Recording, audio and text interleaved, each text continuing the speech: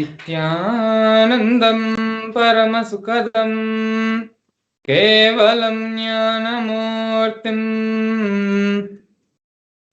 Dandvaditam Gagana Sadrisham Tattvamasyadhilaksham Ekam Nityam Vimalamajalam Sarvadhi Sakshibhutam Bhavatam Trigunarhitam Sadgurum Tam Namami.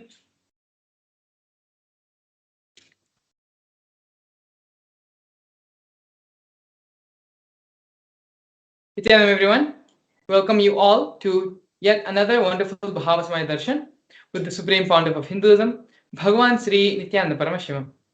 Today, we're going to be having the Bhava Samadhi Darshan of the Chandrasekhara Murti.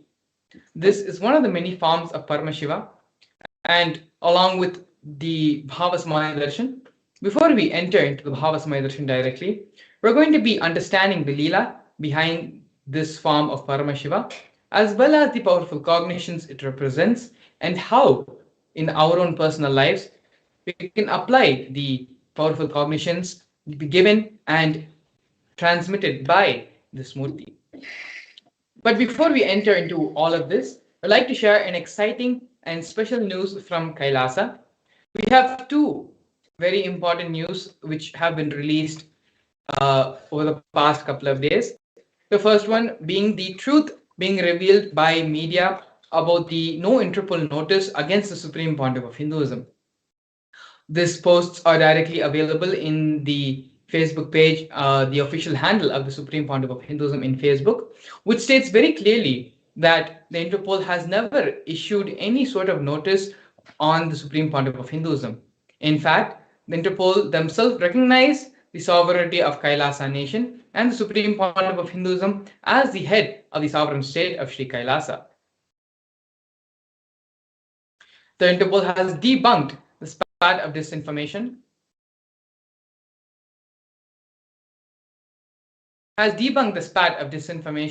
in media of any Interpol notice or diffusion against Bhagavan Sri Nithyananda Paramashivam in deference to the fact that he is the Supreme Pontiff of Hinduism and head of the state of the United States of Kailasa. The persecution of the Supreme Pontiff of Hinduism has been recognized by the United Nations, which we're going to be seeing next, international bodies, and multiple countries. After baseless rumors spread about Interpol notices being issued against the Supreme Pontiff of Hinduism, the News Minute have revealed the truth of the no Interpol notice against the Supreme Pontiff of Hinduism, along with clear evidence of letters directly from Interpol on the same. So as you can see here, there is, if you can scroll down actually on the same Facebook post, you will see the references linking the Interpol, the official letters by Interpol, stating that the Supreme Pontiff of Hinduism has not received, has no notice has been put on the Supreme Hinduism, and that Interpol themselves identify and accept the Supreme Pontiff of Hinduism, recognize the Supreme Pontiff of Hinduism. And the next important news which we would like to share with all of you is the United Nations recognizing the persecution on the Supreme Pontiff of Hinduism, on the Nithyananda Gurukul, and the persecution which has happened on Kailasa's children and women.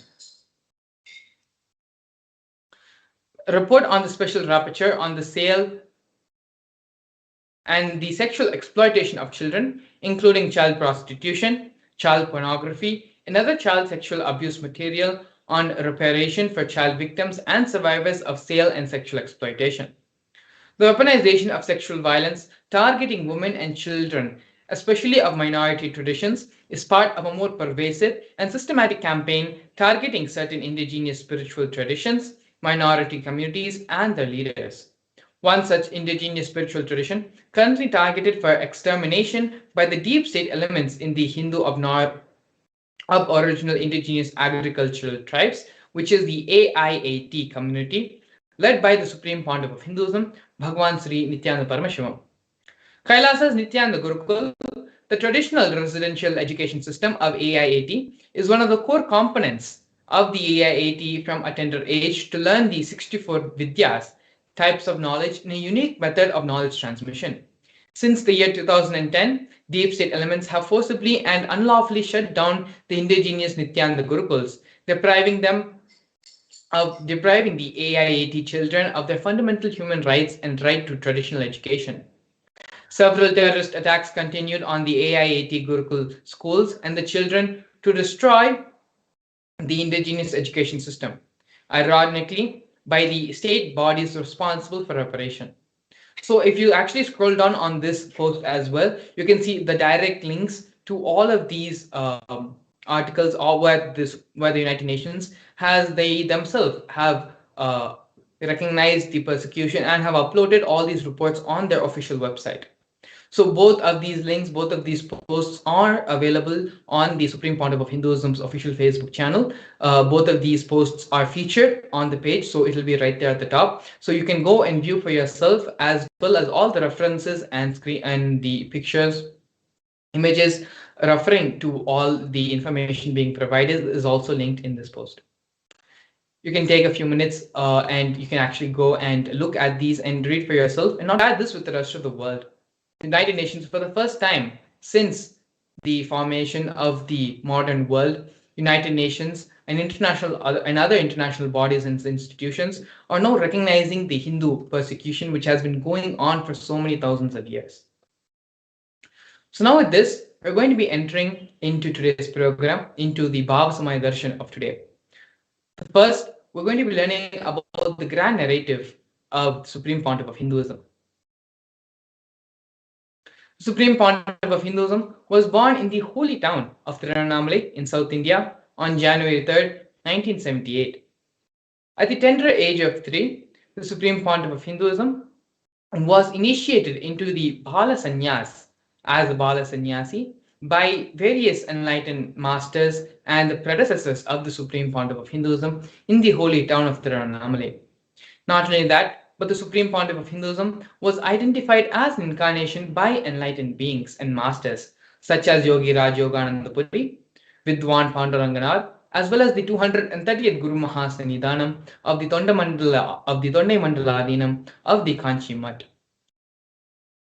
By the age of 16, the Supreme Pontiff of Hinduism was coronated to revive Kailasa, and the official induction as the successor of Arunachala Sarvanya Peetham has happened and was done to the Supreme Pontiff of Hinduism by his Guru Mataji Vibhudananda Puri, also lovingly called as Mataji Kuppammal.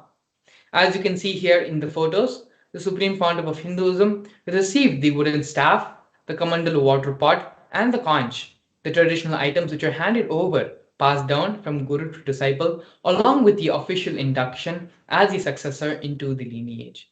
You can see here the Supreme Pontiff of Hinduism standing with Mata Vibhudananda Puri, as well as the official photo of the Pattabhishekam, of the coronation ceremony happening to the Supreme Pontiff of Hinduism. Next, we can see here the early days in the mission of Kailasa. When the Supreme Pontiff of Hinduism was very young, with the guidance of his gurus, the Supreme built the temple monastery complex for his guru, Mataji Vibhudananda Puri, in Tirunelveli. This complex was built by the Supreme Pontiff of Hinduism himself, brick by brick. In the year 2001, on April 14th, at the age of 23, the Supreme Pontiff of Hinduism established the first Kailasa temple monastery complex in Tiruchendur, South India. As you can see here on the photo in the left-hand side most corner, the bottom left-hand side corner, the Supreme Pontiff of Hinduism, with his own handwriting, annotated the photograph documenting and recording the historic moment in the history of Sri Kailasa.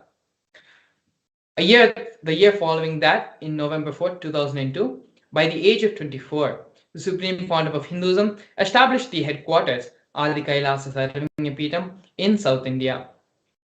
By the year 2004, at the age of 26, the Supreme Pontiff of Hinduism conducted mass living enlightenment initiations all across the globe, taking people through powerful cleansing experiences of the 7 energy bodies, 7 chakras in our system. These programs happened in various cities, including North America, Canada, and various parts of Europe as well. At the age of 27, in the year 2005, 15th of April, the Supreme Pontiff of Hinduism was welcomed with the proclamation message by the Mayor of St. Louis, Francis G. Slade.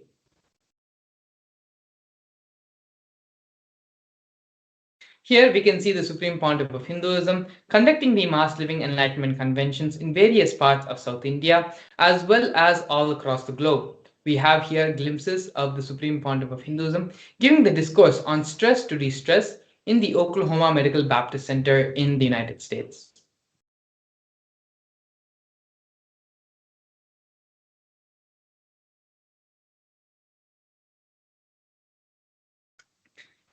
In the years 2015 and 16 respectively, during the Grand Kumbh Mela festival held every 6 years, the Supreme Pontiff of Hinduism conducted the Mass Living Enlightenment initiation, initiating thousands and thousands of people who gathered for the Kumbh Mela celebration, both in the Nasik Kumbh Mela in 2015 and the Ujjain Kumbh Mela following a year later in 2016.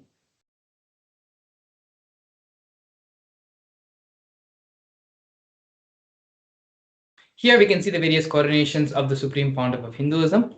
The youngest, the first coronation happened to the Supreme Pontiff of Hinduism when the Supreme Pontiff of Hinduism was at the age of 10.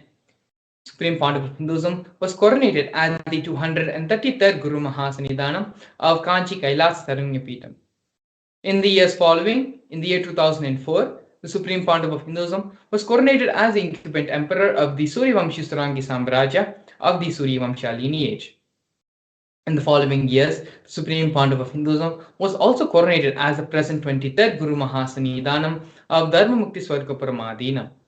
In the year 2012, the Supreme Pontiff of Hinduism was coronated as the present 293rd Guru Mahasanidhanam of Kailasonatha Shyamalapita Sarvanyapeetham. In the year 2013, the Supreme Pontiff of Hinduism was coronated as the present Mahamandaleshwar, which is the supreme spiritual head of Mahanirvani Akhada, which is the largest apex monastic order. In the years following, the Supreme Pontiff of Hinduism was coronated as the 1008th Acharya Mahamandaleshwar, which is the head of all spiritual leaders of the Atal Akhada, which is the ancient apex body of Hinduism.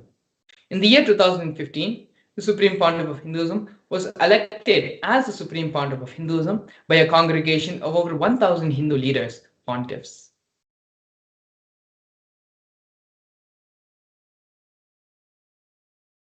We are now going to understand more about the sovereign state of Sri Kailasa. Kailasa is a macrocosmic, ancient Hindu enlightened civilizational nation whose vision is living enlightenment for all of humanity. Kailasa's mission is to revive and share with today's world the practical applications of the greater sciences of authentic Hinduism, including Hindu cosmic physics, Hindu alchemy, Hindu cosmology, Hindu biology, Hindu mathematics, and other sciences as revived by the Supreme Pontiff of Hinduism. These sciences were once practiced freely in over 56 nations across the continent, but are now facing extinction due to the persecution which has been spread over a millennium. Here we are looking at the 108 different Sri Kailasa initiatives, which are a collection of 108 initiatives to support a variety of humanitarian services, which collectively allow for the creation of an enlightened, peaceful, sustainable, equitable, resilient, and thriving world. One of the 108 projects initiated by Sri Kailasa, which you're going to be looking at right now, is the No Hungry Home project offered by Sri Kailasa Uniting Nations, which is food and a hunger-free world. Sri Kailasa Uniting Nations, over the past 27 years, have served 1 billion meals. Every month, the Hindu ASMT community has organized more than 3 million annadans, which is the free organic meals served as per the tradition. These annadans were organized and served during the religious gatherings to everyone without discrimination. On normal days, up to 10,000 meals are served daily free of cost, and these numbers go up to 100,000 on festival days.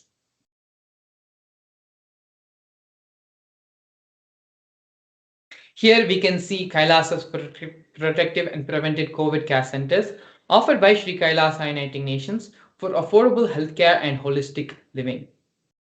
During the pandemic, the Supreme Pontiff of Hinduism converted his monastery campuses into a multi-layer quarantine facility free for all people, regardless of any difference in age, gender, caste, creed, ethnicity, social economic status, or any other form of discrimination. Not only that, but free food, shelter, medical services, and internet, all of these services were provided free of cost for an indefinite amount of time, as long as devotees continued and to stay there and be in the multi-layered quarantine facilities. More than 20 million citizens across the world of Kailasa followed the 28-day spiritual regimen given by the Supreme Pontiff of Hinduism. Here we can see Nithyananda Hindu University and the Nithyananda Gurukul offered by Sri Kailasa Uniting Nations for education reform and development. The Nithyananda Hindu University is the world's largest Hindu university established by the Supreme Pontiff of Hinduism. The Nithyananda Hindu University has more than 20 million enrollments, 7,000 free courses, extended campuses in 150 different countries. The Nithyananda Gurukul was inaugurated by the Supreme Pontiff of Hinduism on the 2nd of October 2006. The Nithyananda Gurukul is the revival of the ancient Adi Shaivite Guru-disciple education system, which is an authentic knowledge transmission system based on the science of living enlightenment.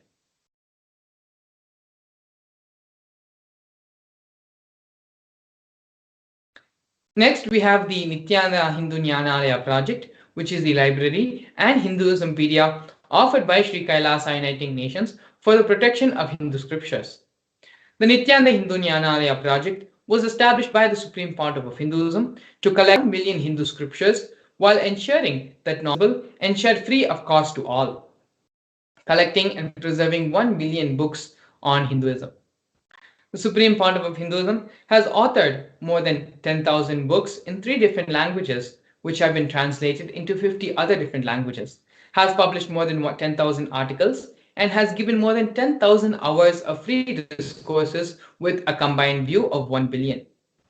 Kailasa's Hinduismpedia is a collection of more than 15 terabytes of digital books and rare manuscripts by the Supreme Pontiff of Hinduism from all the 19 Sarvingapitams, ancient mutts, and ashrams.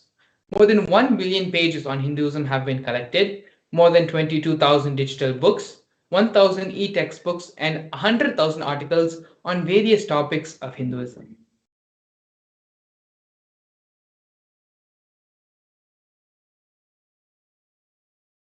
Here we can see the Confluence for World Peace offered by Sri Kailasa Uniting Nations for global peace and religious harmony. In the year 2009, the Supreme Pontiff of Hinduism organized a month-long peace walk covering 1,000 kilometers and 1,000 villages to bring together the space and feeling connection of oneness and to promote feeling connection among the people.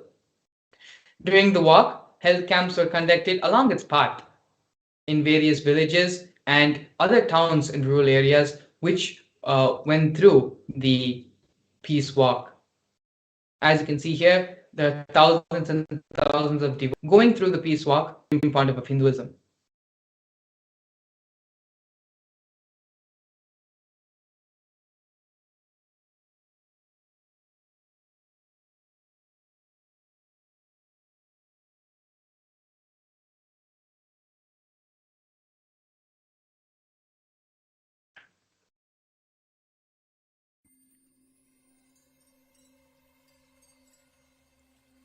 I welcome you all with my love and respect. Let you all open all your 3 eyes.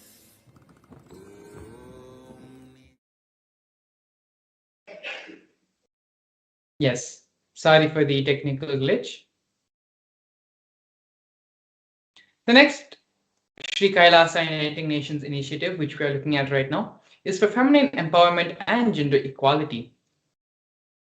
One of the many offerings and programs which the Supreme Pontiff of Hinduism has launched for the sake of feminine empowerment and gender equality is Kailasa's Yogini Sarvingapittam, which has established the yoga and meditation universities to empower the quality of life and emphasis on life solutions through Vedas and Agamas, empowering the indigenous rural women, fighting against wrongful gender stereotyping, gender-based violence, and lack of inclusive and quality learning environments.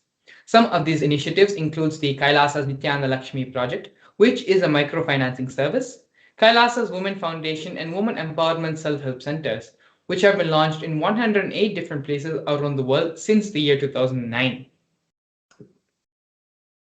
Kailasa's Ankito program, which is the providing a foundational literacy about the working of basic community services and infrastructural environments, establishments. Kailasa's Ashraya program, providing vocational training programs to rural and indigenous women, provide equal opportunities and access to independent, self-sufficient financial environments to them. The Supreme Pontiff of Hinduism has revived the Vedic feminism in Kailasa, where more than 80% of the leadership positions are occupied by women in Kailasa.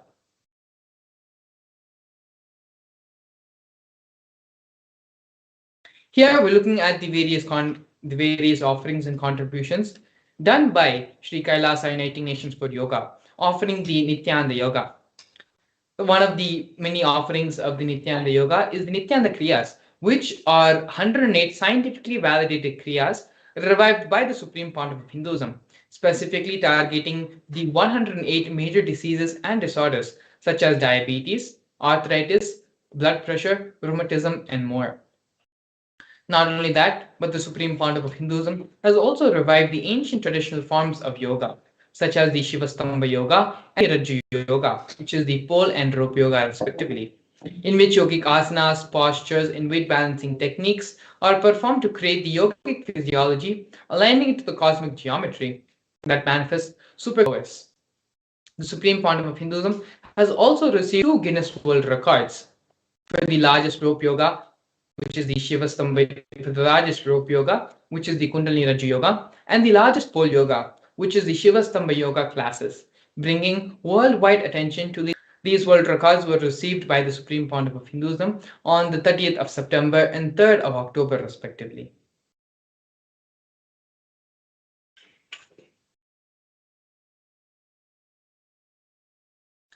Despite being heavily persecuted continuously for more than a decade, the Supreme Pontiff of Hinduism, in his unwavering intention, commitment, and action in building the only Hindu nation, the sovereign state of Sri Kailasa, to protect, revive, and preserve Hinduism, the most ancient, most peaceful, still living, and long lasting demonstrable system that shows the possibility of peaceful coexistence amongst people.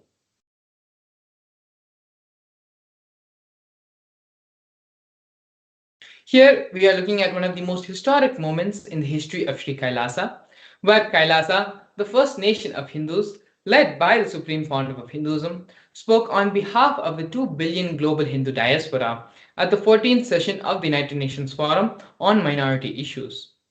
A significant milestone in the history of Hindus and the sovereign state of Sri Kailasa happened on the 2nd of December 2021. His Excellency Sri Nitya Moksha Priyananda, Ambassador Extraordinary and Plenipotentiary of Kailasa, represented the persecution of Hindus at the 14th section of the United Nations Forum on Minority Issues. The theme of the forum was conflict prevention and the protection of human rights of minorities. This was the first time the plight of persecuted Hindu minorities was represented in the United Nations. The ongoing and systematic generational attacks on Hindu indigenous traditions were highlighted as a part of this meeting.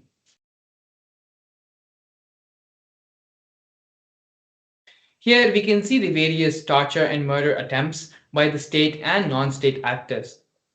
On the Supreme Pontiff of Hinduism alone, more than 70 assassination attempts and physical attacks have happened in India and abroad.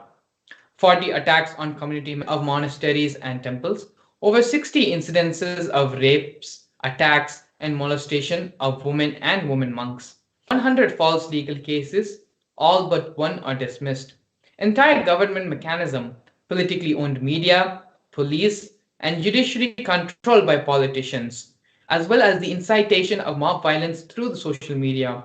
These are all just but glimpses of the various attacks and the illegal persecution the Supreme Pontiff of Hinduism has gone through for more than a decade to prevent Pontiff of Hinduism from fulfilling his avataric mission.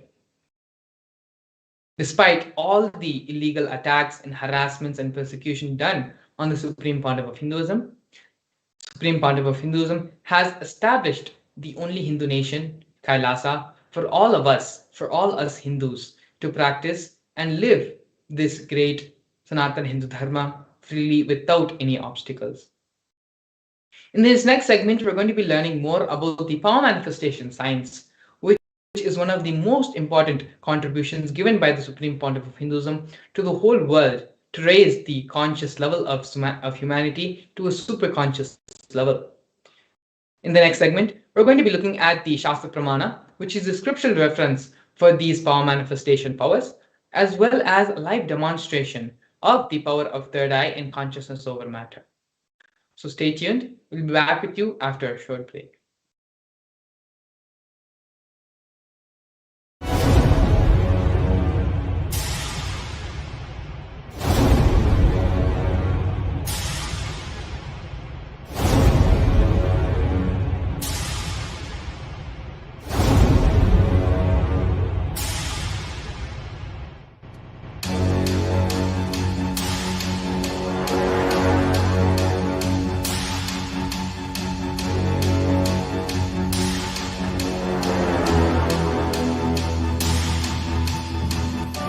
Understand, literally last 39 years from the age of 5, whatever Paramashiva manifested through teaching, speaking, writing, every way, condensing the whole thing and presenting it to you all as experientially in these 21 days through this Jnana Charya, Jnana Kriya, Jnana Yoga, Jnana Jnana is Mahaparamashivoham.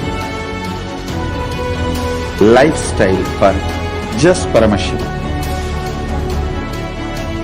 Rituals to be just Paramashiva. Yoga for just being Paramashiva. Jnana, just Paramashiva. Paramashivoham is like literally the Nithyanandam, we welcome all the viewers watching us live on our social media platforms, and we are now going to enter into the beautiful session of understanding what is power manifestation and how power manifestation science can help us in various fields of our life, and how we are going to be manifesting Paramashiva in our life. So now we're going to have a short introduction before going into the demo, where we're going to be seeing various aspects of power manifestation, like how it is useful in our life, and what are the difference between the Shaktis and the Siddhis, and what is the science actually behind manifesting Shaktis. So, in the Vedagamas, the source scriptures of Hinduism, Paramashiva reveals in elaborate detail that every human is hardwired to manifest the 463 plus Shaktis of Paramashiva. Manifesting powers are described in an elaborate, systematic way in the Vedagamas to give humans the opportunity to access the various possibilities and powers and the other states of consciousness which are given in the Vedagamas. Manifesting Shaktis manifest from the fundamental cognition that you are Paramashiva, you are divinity, and not the cognition that you need to reach divinity.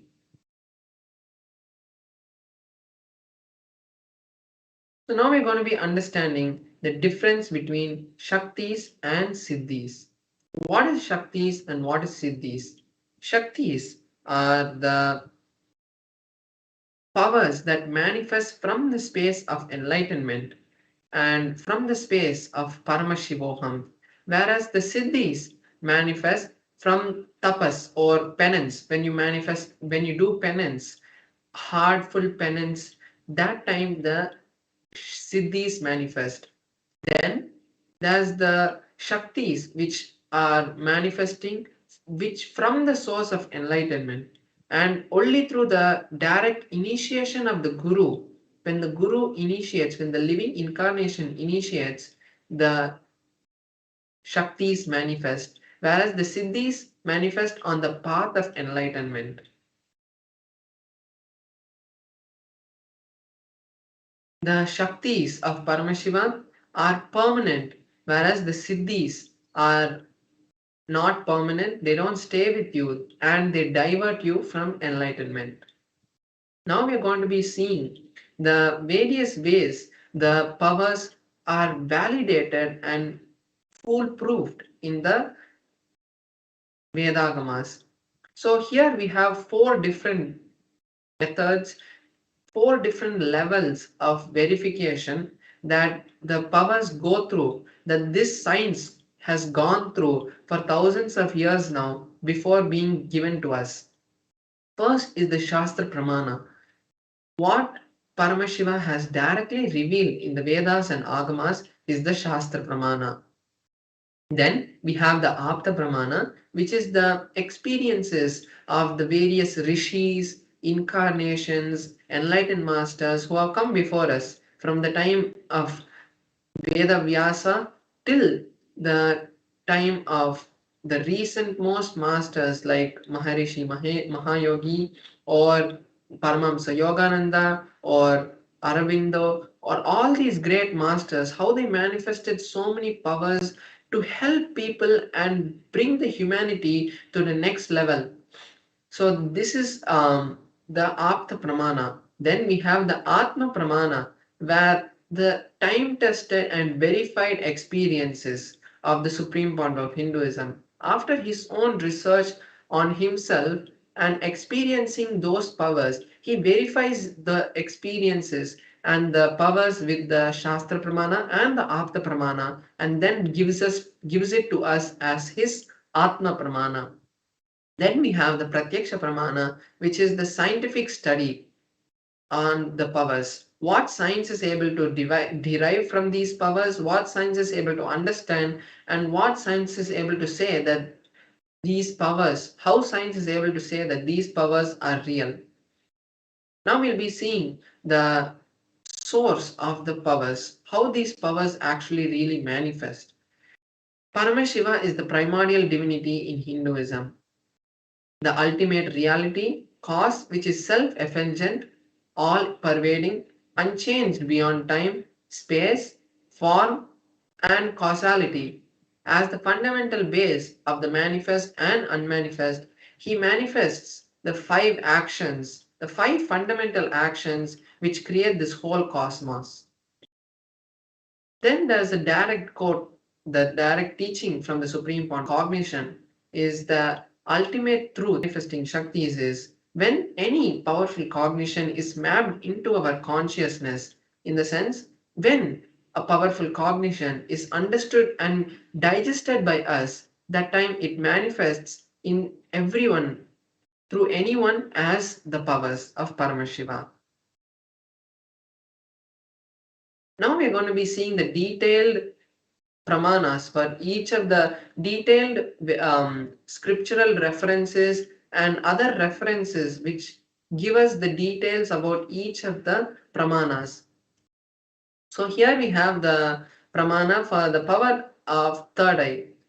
And third eye is not just blindfold reading, but the ultimate and all powerful energy center that has been given to us by Paramashiva. Here we have the scriptural reference from a scripture called the Vijnana Bhairava Tantra, which is a scripture which was directly given to Paramashiva Shakti, Parvati, by Paramashiva. Here in the Vijnana Bhairava Tantra, the 34th verse gives us the understanding about third eye. The verse goes, Kapalantar nyasa tishtan milita lochanaha kramena manaso dhadyat lakshayet lakshyamuttamam. Paramashiva says, by having the mind fixed in the inner space within the crown center, and sitting stably without any movement and having the eyes in succession to the third eye. From that space and stability of the mind and the inner space, one attains the vision of the ultimate goal, Lakshyam, and is able to have the vision of any place or object anywhere, and he attains the space of oneness with the source Paramashiva. So here we can see how a detailed step-by-step procedure has been detailed out by Paramashiva in this scripture. Next, we have the Aptha Pramana, which is from the incarnations and various other masters who have come before us. Here we have the Aptha Pramana from the Bhagavad Gita, which is the beautiful words of Bhagavan Sri Krishna, giving lots of powerful cognitions to Arjuna, and by giving it to Arjuna, he has given it to the whole world. So, in that scripture, Arjuna requests Bhagavan Sri Krishna that Arjuna wanted to see the cosmic form of Bhagavan Sri Krishna. And Bhagavan Sri Krishna says, but you cannot see the cosmic form of mine with these physical eyes of yours. Therefore, I grant you the divine vision of the third eye. Behold my cosmic opulence. So, this is the direct translation of the 8th verse of the 11th chapter, where Bhagavan Sri Krishna gives Arjuna the initiation into the third eye. And then Arjuna is able to see the cosmic form, and he details it out in the 11th chapter of the Bhagavad Gita. Then we have the Atma Pramana, the experience of the Supreme Pontiff of Hinduism, how he was able to see and how he was able to manifest this experience.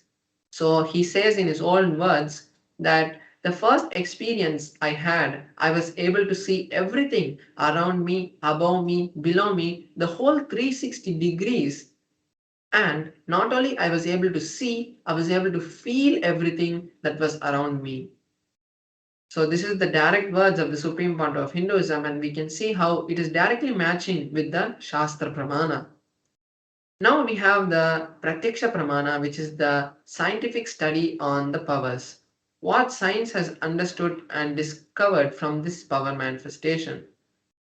So they have done a direct study on the Supreme Pontiff of Hinduism, and when they did that, they were able to see high amount of energy being radiated from the frontal lobe, in the middle of the frontal lobe, which is the point where the third eye is. And the same readings have been replicated by various balasans and yogis who have manifested the same power after the initiation of the Supreme Pontiff of Hinduism. Now we are going to be seeing the pramana for a power that manifests from the space of the third eye, which is the power of consciousness over matter. So here we have the scriptural reference, which is from the Vijnana Bhairava Tantra, Sutra 120, Dharana 95. Kvachid vastuni vinyasya shane drishtim nivartay tajnanam chitta sahitam devi junyalayo bhavet.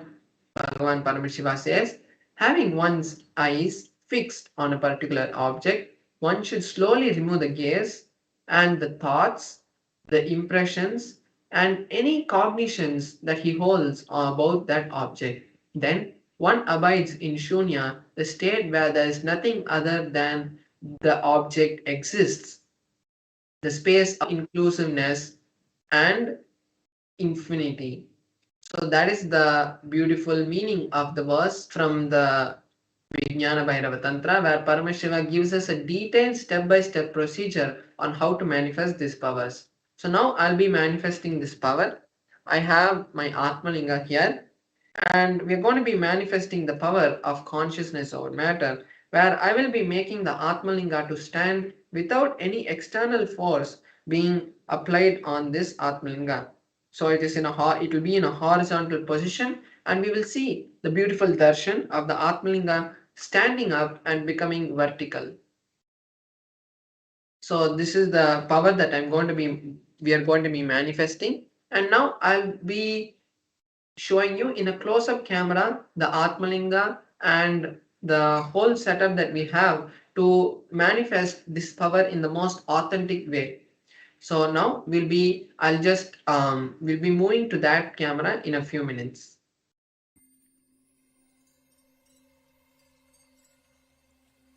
I welcome you all with my love and respect. Let you all open all your three eyes. Om Nithyananda Paramashivam.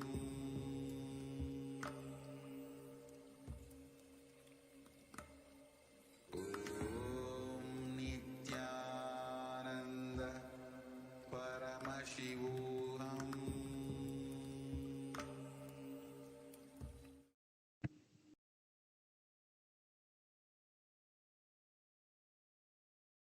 So here you can see my Atmalinga, and you can see my hand. So here my hand is there, and then that's the Atmalinga. And I also have a tissue paper with me, and I'll be using that tissue paper to show that even when the Atmalinga stands, there is no movement. So it's just a normal tissue paper. There's no ropes which are being tied to the Atmalinga. I'll be showing. So I'm just folding this like this, and Atmalinga on my hand, and circle the Atmalinga. You can see that there is no movement which is happening in the Atmalinga except the shadow lightly. So that is showing the authenticity of this power. So I'm just going to keep this right here so that we can know that it is not due to anything external. So now I have the Atmalinga here. I'm going to be chanting the Mahavakya, and when I do that, we will see the beautiful darshan of the Atmalinga standing. So now all of us can also join me, all the viewers on our social media platforms can also join me in this beautiful manifestation. You can also chant the Mahavakya along me, and this is the best time you can use to create any reality that you want, whether it is health, wealth, or relationships, or anything that you want in particular detail. Also, when we manifest powers directly, Paramashiva flows through us and creates that powerful ecosystem for any desire to manifest into reality. So now we can enter into the manifestation.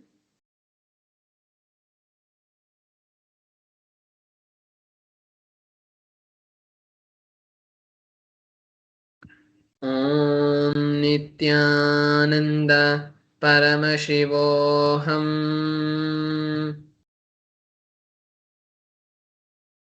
Om Nithyananda Paramashivoham. Om Nithyananda Paramashivoham. Om Nithyananda Paramashivoham. Om Nithyananda Paramashivoham. Om Nithyananda Paramashivoham. Om Nithyananda Paramashivoham. Om Nithyananda Paramashivoham. Om Nithyananda Paramashivoham. Om Nithyananda Paramashivoham. Om Nithyananda Paramashivoham.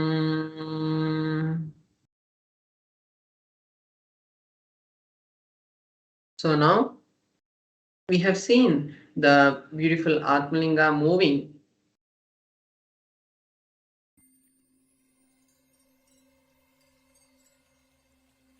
I welcome you all with my love and respect. Let you all open all your three eyes. Om Nithyananda Paramashivam.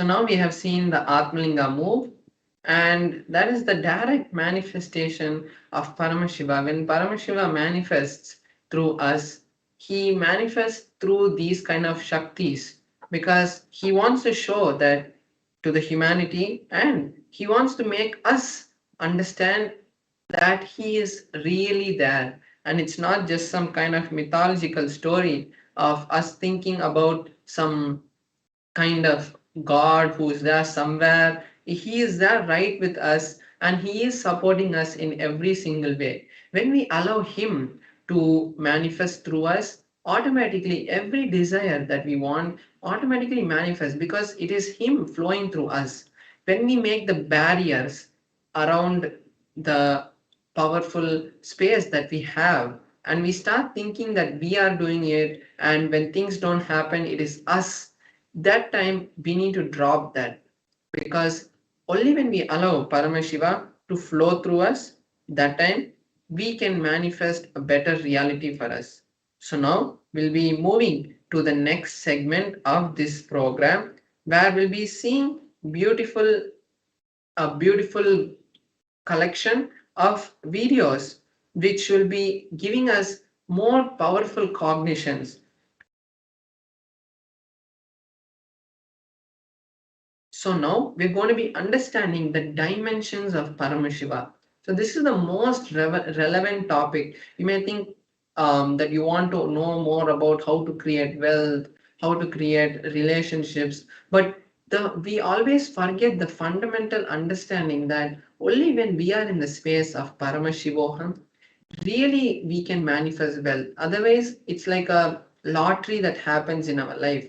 When we are in a good space, something happens, and only when we understand, create a strong reality which can manifest the way we want, create a better future for us.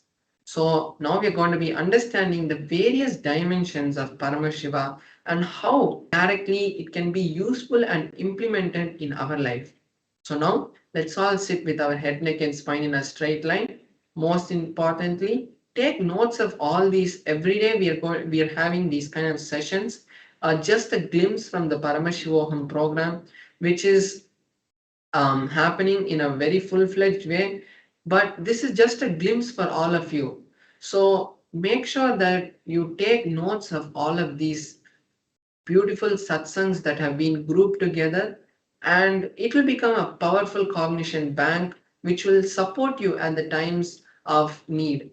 So make sure that you take notes of all of this, and now let us enter into the video.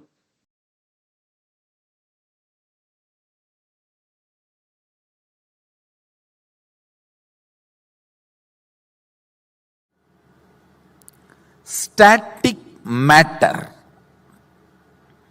All of you know what is static? The seat on which you are sitting.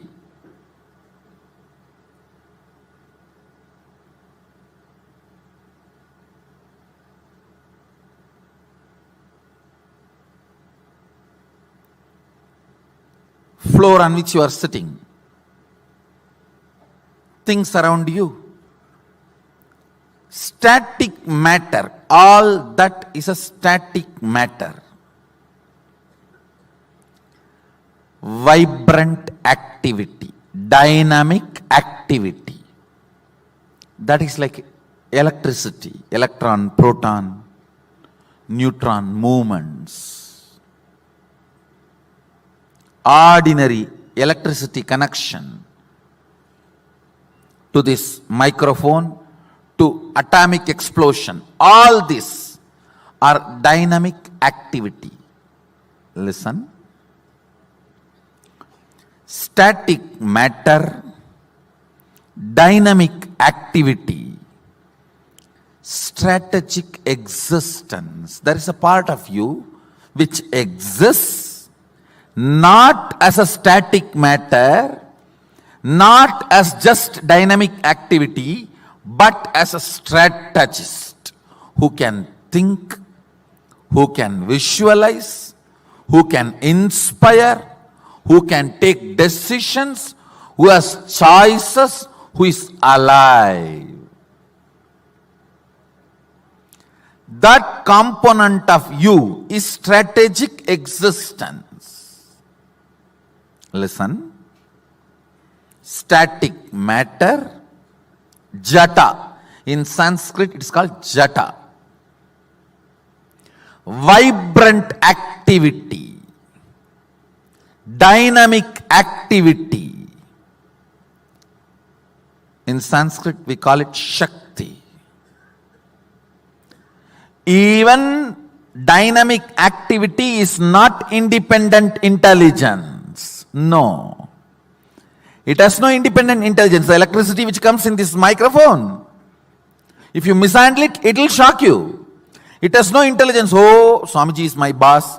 I should not touch him. No. It has no independent intelligence. Dynamic activity. Strategic existence. There is a part in you which makes decisions, strategies, which responds to all the whys. Why you sit on the floor, why you sit on the chair. There are so many whys you go on deciding for your existence. How many of you understand that? Which goes on strategizing in you.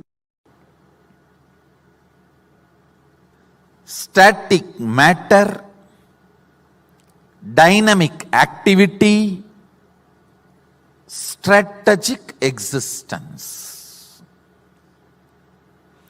Existence of you which goes on strategizing. You go on strategize based on what you perceive as you.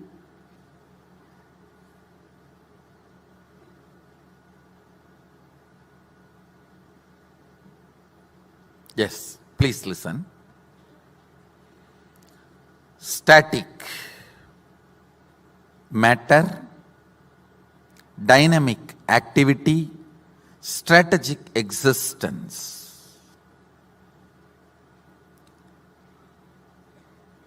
Usually all of you feel these three are different. Am I right? Now I am declaring one of the most sacred secret, important truth. Static matter, dynamic activity, strategic existence. Jata, Shakti, Shivam. All these three are one and the same. There is no boundary, there is no border between these three. Listen.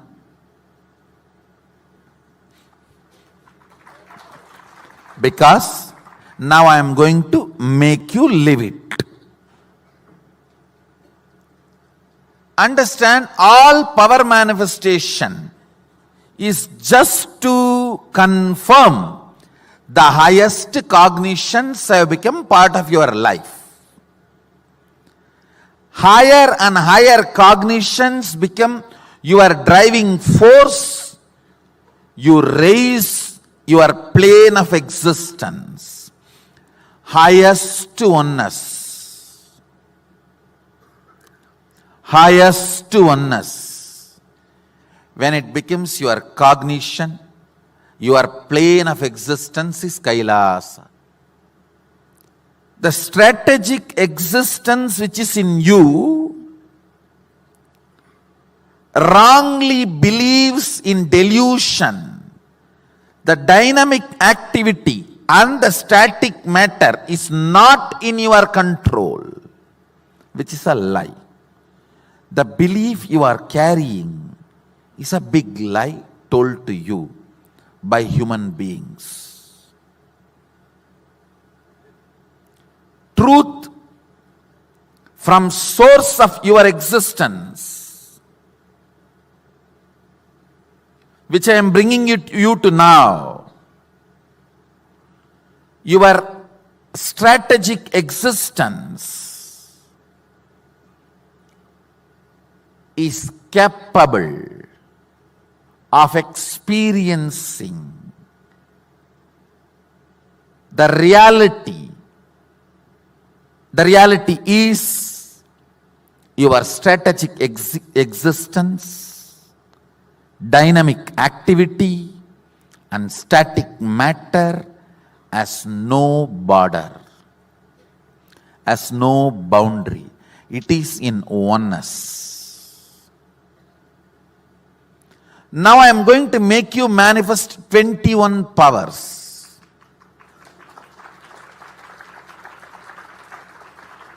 Just to make you understand the multi-dimensions of this truth. Listen.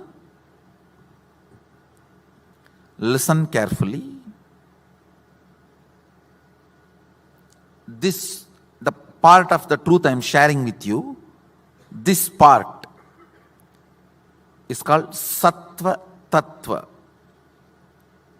The unit of purity. This is the chapter Sattva Tattva. Mahadeva reveals in Agama. Let me repeat once more. Static matter, dynamic activity, strategic existence has no boundary. So if your strategic existence decides something, declares something, dynamic activity and static matter obeys literally, simply. Next statement, you do not need to spend your whole life logically to come to this conclusion. If you decide, Swamiji has come to that conclusion, he will teach me only right thing. Let me declare, this is my cognition, and that declaration is enough for me to help you to manifest the powers related to this truth. When you start manifesting powers, you naturally will understand just Swamiji's conclusion, it is now your own conclusion.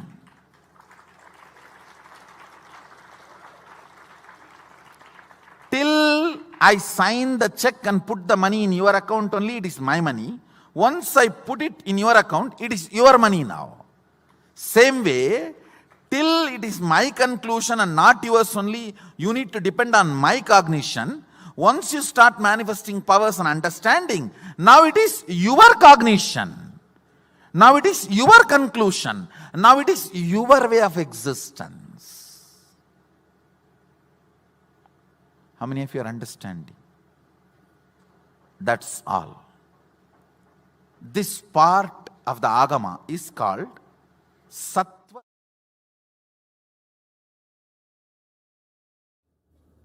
How many of you are able to cognize static matter, dynamic activity, strategic existence as no border? It is all oneness. Wonderful. Listen. The preliminary power manifestation you are going through now, Mahadeva very clearly says it's a preliminary.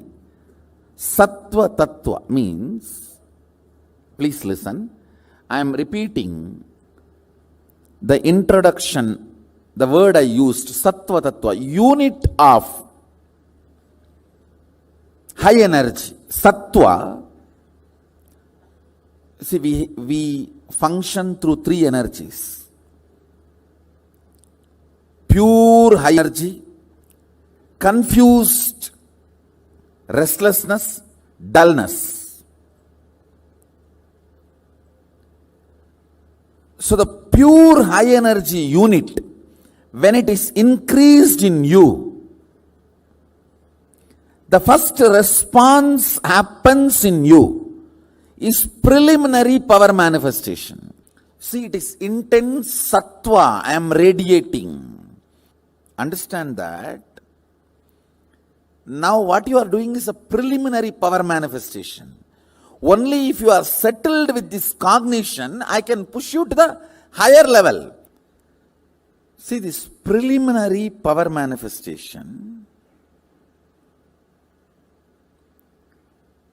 need to bring you to the conclusion of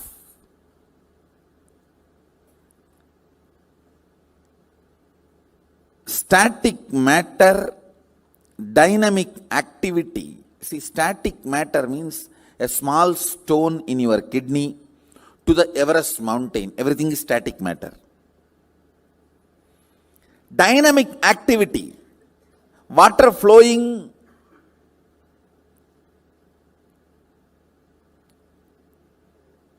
in your bathroom tap to the atomic explosion. Everything is dynamic activity. Strategic existence, your ability to generate a will is what I call strategic existence. Your existence which goes on strategizing. How many of you are understanding all these three? See, listen. This three is separate, is the ignorance. Even the modern day science is trying to catch up with this truth. Science is the most fanatic religion promoted on the planet Earth. Ignorant fanatic religion promoted on the planet Earth is science, modern day science. Again and again and again, when you decide to cognize, please understand, your will has too much power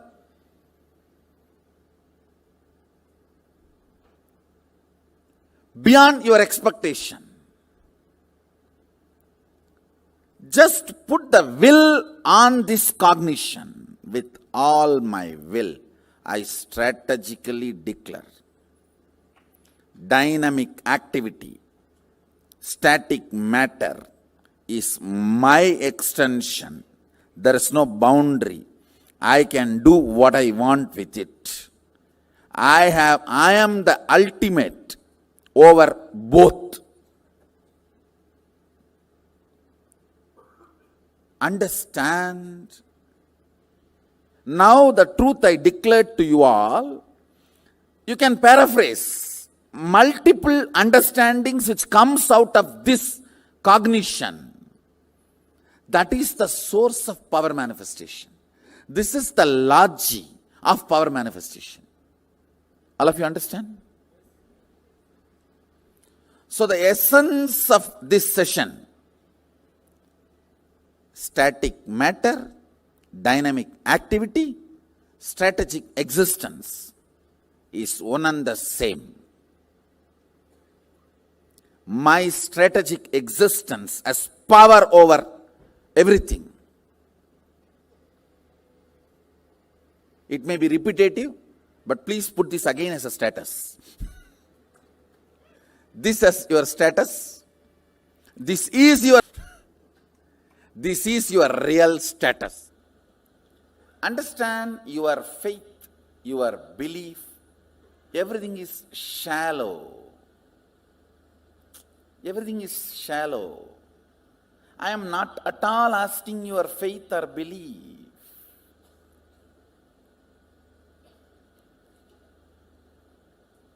Work with it. I am giving you some of the cosmic conclusions. I am going to give you some of the cosmic conclusions about you, which is reality. You see, if I decide this conclusion, how I am functioning. If I decide my own conclusions, how I am functioning. See, just pour petrol in your vehicle and see how it is functioning. Pour your garbage or the sewage water and see how it is functioning. That's all. I am very clear. It's a science. Decide static matter, dynamic activity, strategic existence has no border. It is one and the same. With this understanding, this moment, I am commanding. Let things happen as I want. Decide and see how things work.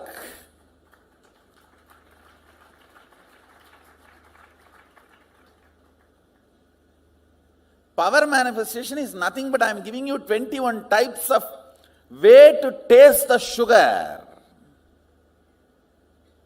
I have given you full pot full of honey. You can put your hand, right hand and lick, or left hand and lick, or pour on your mouth and drink. These are 21 methods to taste the honey. Honey is the sacred secret, that cognition, highest cognition. Power manifestation is just to taste that honey, to come to that conclusion.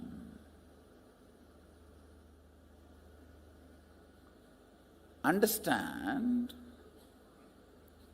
much of your faith, belief, all these are silly conversations with yourself and with others.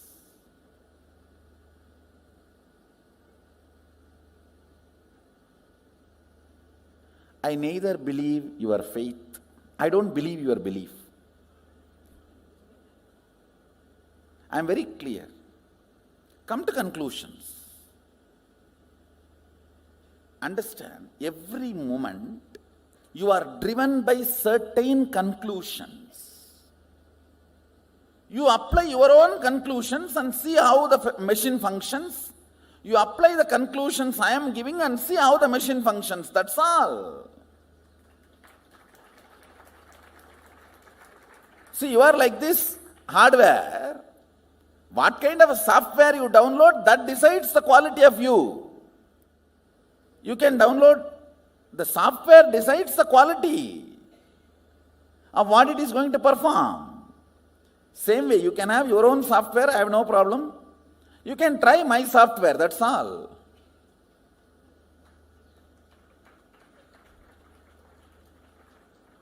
So there is no belief, faith involved. The whole process involves integrity. The whole process involves integrity, not faith or belief. Integrity to the conclusion. Understand, whatever sampradayas in Hindu tradition, whether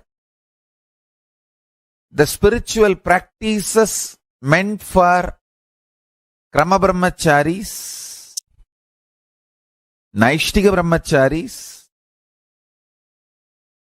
Rudras, Rudraganyas, Rishi, Rishikas, Yogi, Yoginis, Bhairava, Bhairavis, everything is aimed only to raise you to vertical time zones and reach you ultimately to the space of Paramashiva Kailasa.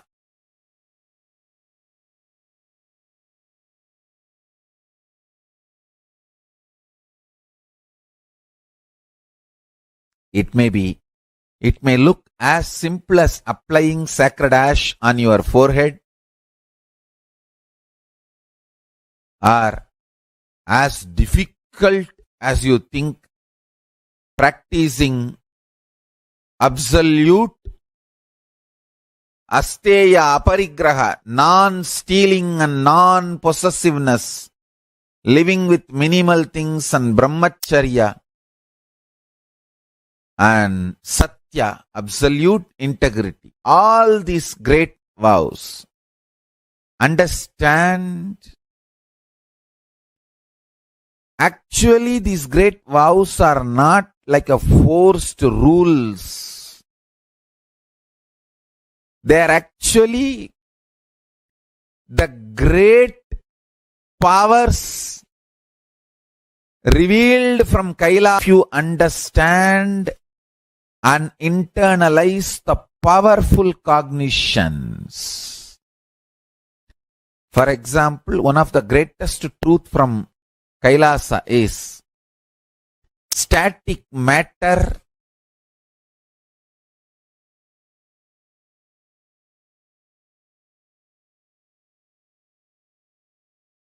strategic existence, vibrant energy. All these three is one and the same. Carefully listen. Static matter, vibrant energy, strategic existence. All these three does not have a wall, boundary, watertight compartment, sealed, separate existence. It is one and the same. If you internalize this powerful cognition and start meditating on it, you will see, you will start manifesting powers, because all these three is separate because of your false cognition, false belief. Once you lift the false belief, it is like a bamboo floating in the Ganga. If you are looking short, small part of the Ganga, like if you take a close-up shot, it will look like Ganga is divided by the bamboo. If you go for a long shot, you will realize Ganga can never be divided by the bamboo. If you think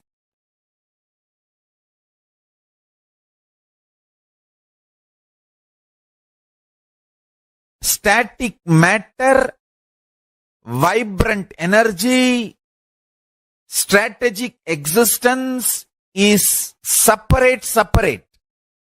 You are like a blinded person who has a small vision. You are seeing the existence with a close-up. You don't have a larger vision.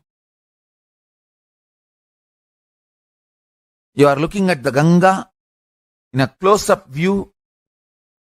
You feel Ganga is divided by bamboo. If you wake up and see the long shot, you will understand bamboo itself is floating on the Ganga. How can that divide Ganga? Waking up to that higher realizations is what I call powerful cognitions. Internalizing powerful cognitions. Static matter, vibrant energy, strategic existence is not separated, divided by any bamboo. If you feel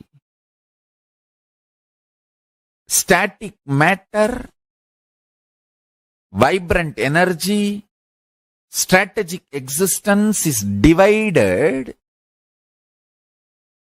you are deluded, you are seeing the bamboos floating, and you feel the bamboos are dividing the Ganga. No. Wake up and see from the larger vision. You will understand all the three are one and the same. Static matter, vibrant energy, strategic existence is one and the same, and the bamboos are floating on the Ganga. They can never divide Ganga. Your beliefs and ideas are floating on this Paramashiva. They can never divide Paramashiva. Waking up to the higher reality is what I call internalizing powerful cognition. I'll just finish the whole thing in 2-3 statements. You are a hardware, this body, and thus there is a software, the programming, which operates this body. There is an electricity connection. Now, the software with which you were operating and the electricity, these two is completely screwed up. That is when the hardware also started getting destroyed. I am doing two things. One, again and again putting the powerful software. See, every powerful cognition I am giving you. When I say this static matter, dynamic activity, strategic existence is one and the same. And immediately, till you get into your old stupid screwed software, you will not have doubt. For a few minutes, because of my face value, I think this fellow must be telling only for my good. Some reason, it will be there as alive memory. Those few minutes when you decide to use that as your software, my superconsciousness, my electricity connects with you. Not the regular electricity with which you are working, bioenergy. No, Sadashiva's bioenergy, who gave me the experience and authority to transmit this experience. His bioenergy just enters into you. Once you start seeing that moving, you will feel, oh God, I think this fellow is right. Once 21 times you move, then this software cannot be taken out of your software. How many of you are understanding what I am saying? Understand? That's all is the whole.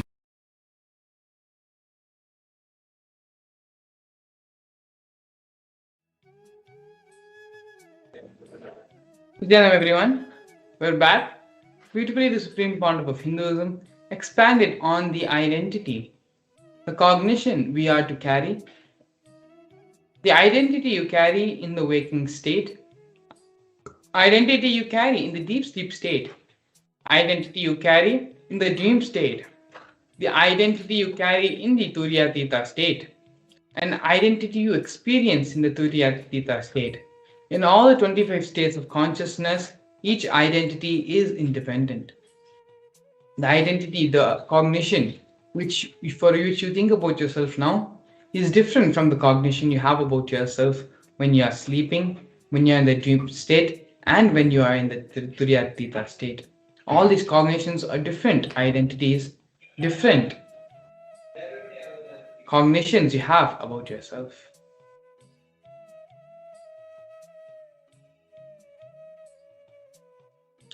Let us now pen down what are the various cognitions, identities which we carry in each of the 4 states of consciousness.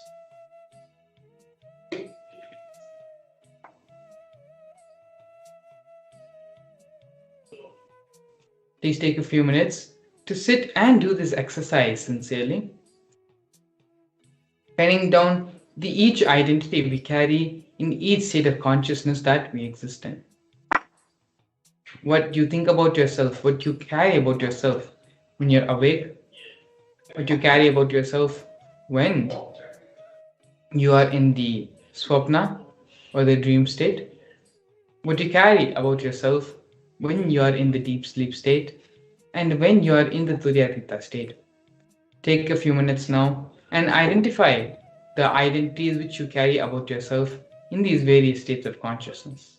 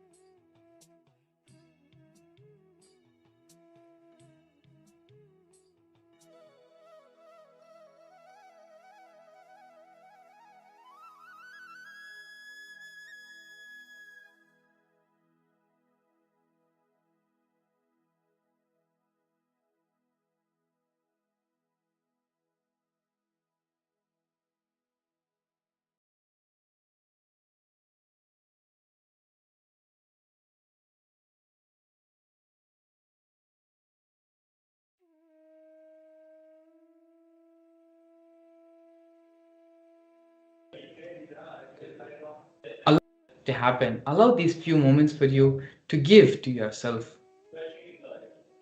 It is through these internalization exercise, through these various different powerful cognitions, the Supreme Pontiff of Hinduism helps us to raise to his conscious level, to vibrate in the same frequency his mirror neurons are vibrating. During the Bhava Samadhi Darshan, the Supreme Pontiff of Hinduism mirrors the neurons of the highest states of consciousness, of the highest states of reality. And when we see the Supreme Pontiff of Hinduism in those states as the Bhava Samadhi, in the Bhava Samadhi of these higher realities and higher states of consciousness, we manifest all these. We ourselves raise our neuron level, raise the level and the existential consciousness we are living in to that of the Supreme Pontiff of Hinduism.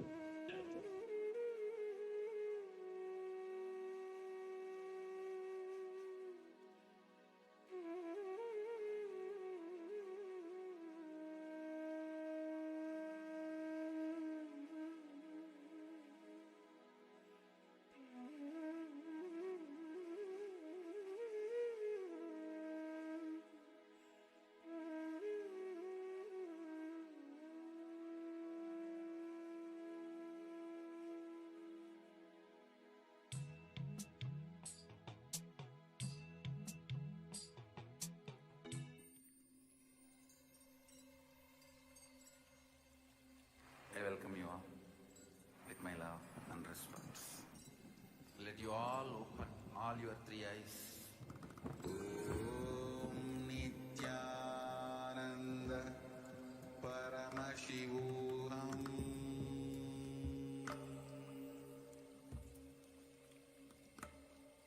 Om Nithyananda Paramashivam.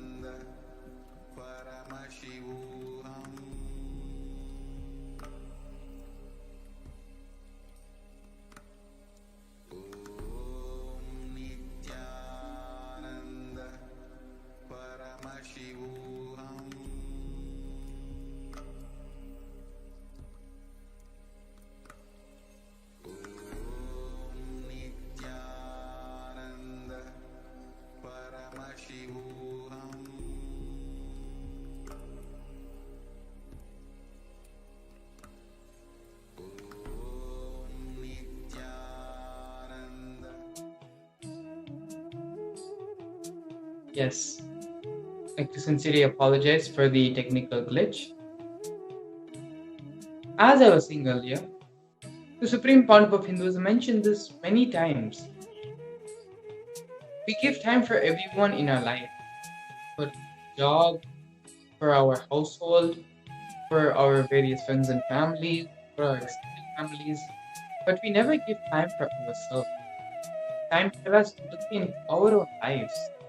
time for us to reflect upon our own actions, on our behavior, and form our behavior, becoming enlightened, leading all our decisions to thought currents, to patterns. So allow this few minutes now. Exercise will take a maximum of 15 to 20 minutes. Give your full intention, awareness, focus, and intensity. Whatever else may be the other distractions, put them aside in a way for just 20 minutes. Because simply identify all what you carry, what you take attention, what the identity you have about the way, what the identity of which you carry,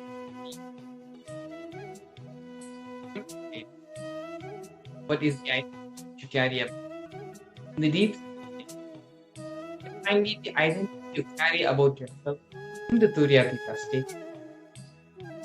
Pen down all the different identities which you carry in these various states. Once you have finished that, we can move into step.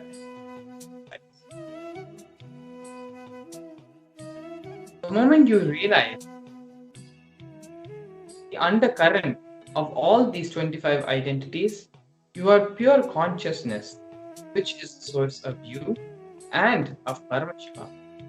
All the 25 heads, 25 identities,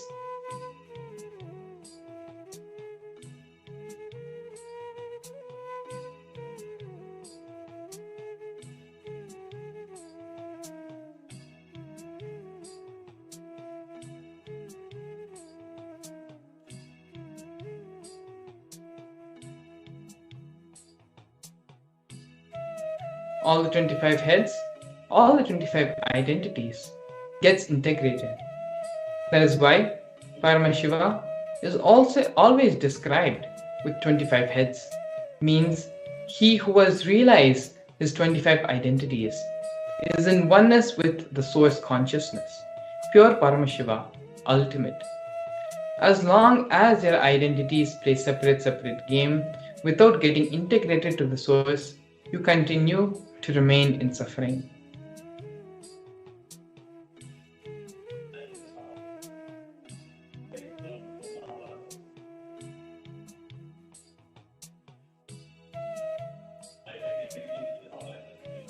We are now going to be entering into the second step of this process, which is reflecting the undercurrent of these identities that you carry in each state of consciousness. Integrate the source of these identities as Paramashiva. You have identified now just 4 identities which you may be caring about yourself during the major 4 states of our consciousness, which we as humans are able to interpret and able to understand. It is now time to just take a few moments and reflect upon what we have already discovered about ourselves and realize that the undercurrent of these identities that we carry is the state of consciousness. Integrate the source of these identities as Paramashiva. So this is a realization which we all need to come to, which we all need to understand and realize about ourselves. For us to start manifesting the ultimate reality, to start manifesting the ultimate state and space of Paramashiva in our beings. A few moments and reflect the undercurrent of all these identities as you carry in each state of consciousness. Reflect as how you were consciousness in all of these identities.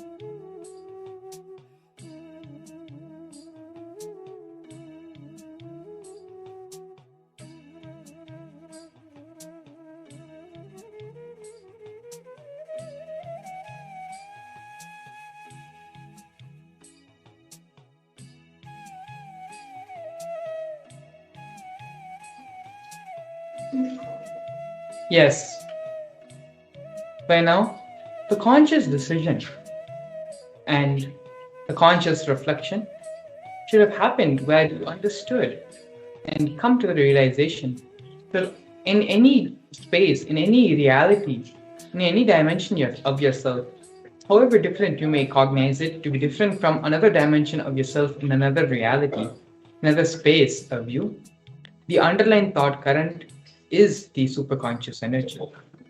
That is our fundamental state of existence, our fundamental state of reality. And supreme founder of Hinduism is awakening our superconscious energy to vibrate in the same frequency of his own, and that is the state of Paramashivatva. The Paramashivam program, starting on February 9th and ranging till ending on February 28th, the whole purpose of this program is to help you realize your Paramashivatva, help you realize that you and Paramashiva are nothing but one and the same. You and Swamiji are nothing but one and the same. It is to give this understanding, this experience to all of you. Swamiji is conducting this program time and time again. All the exercises, all the understandings, all the satsangs we are watching are nothing more than giving our mind, giving us the intellectual understanding, cognition, and realization about these greater and higher truths.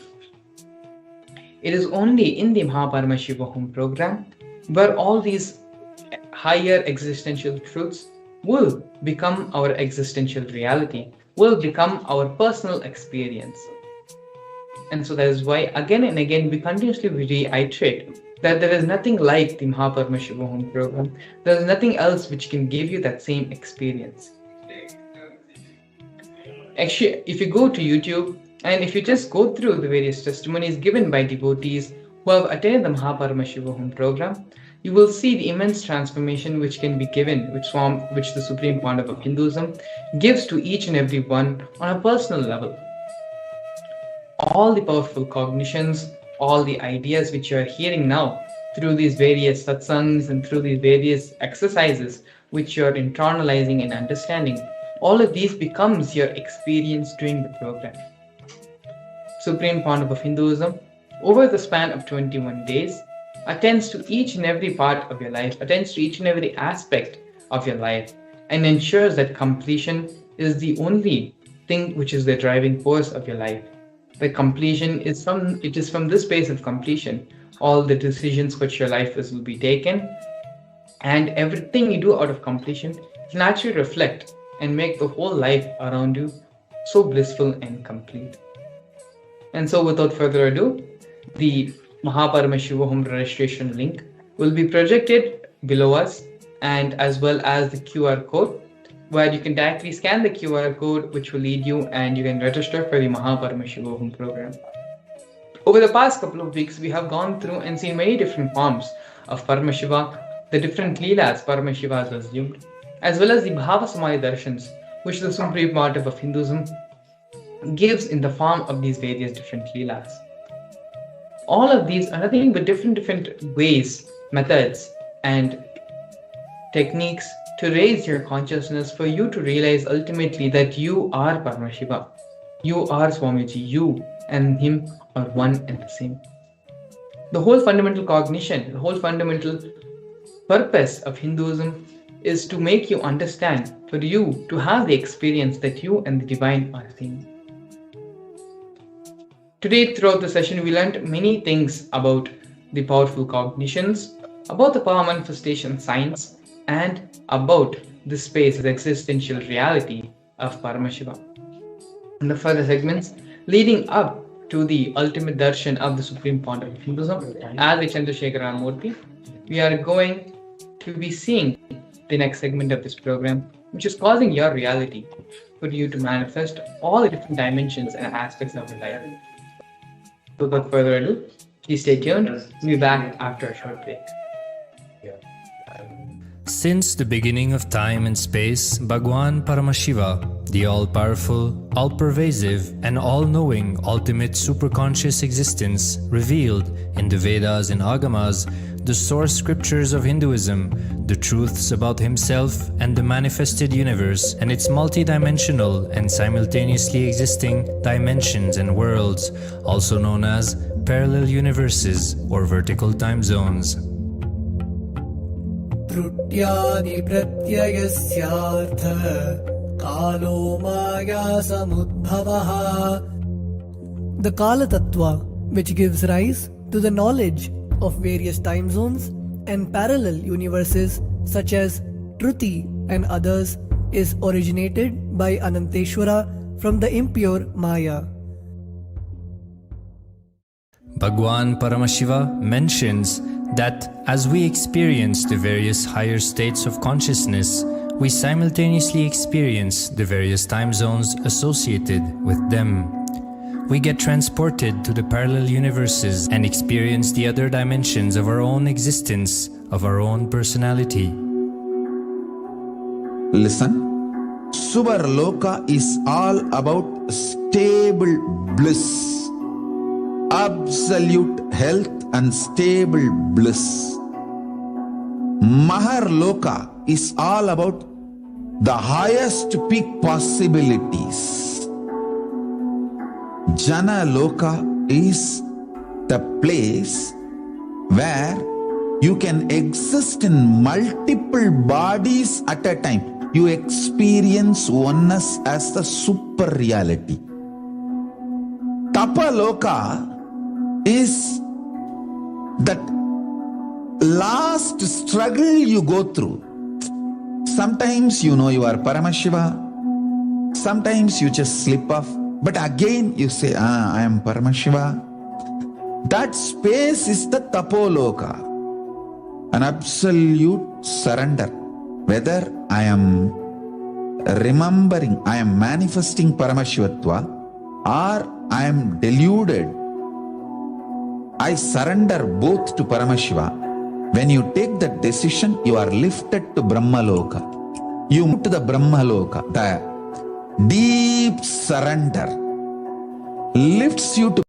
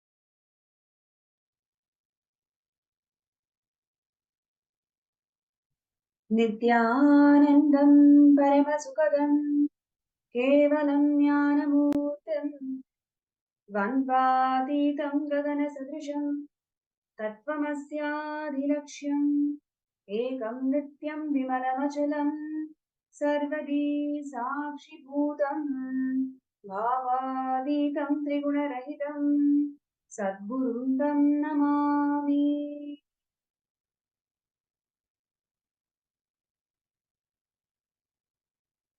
Nithyanandam. I welcome all the participants and the viewers in all our social media platforms joining us from 175 countries to this most blissful, most divine, the Bhava Samadhi Darshan of the Vaidyeshwara, the supreme fount of Hinduism, Bhagavan Nithyananda Paramashivam, manifesting the various 64 manifestations of Paramashiva.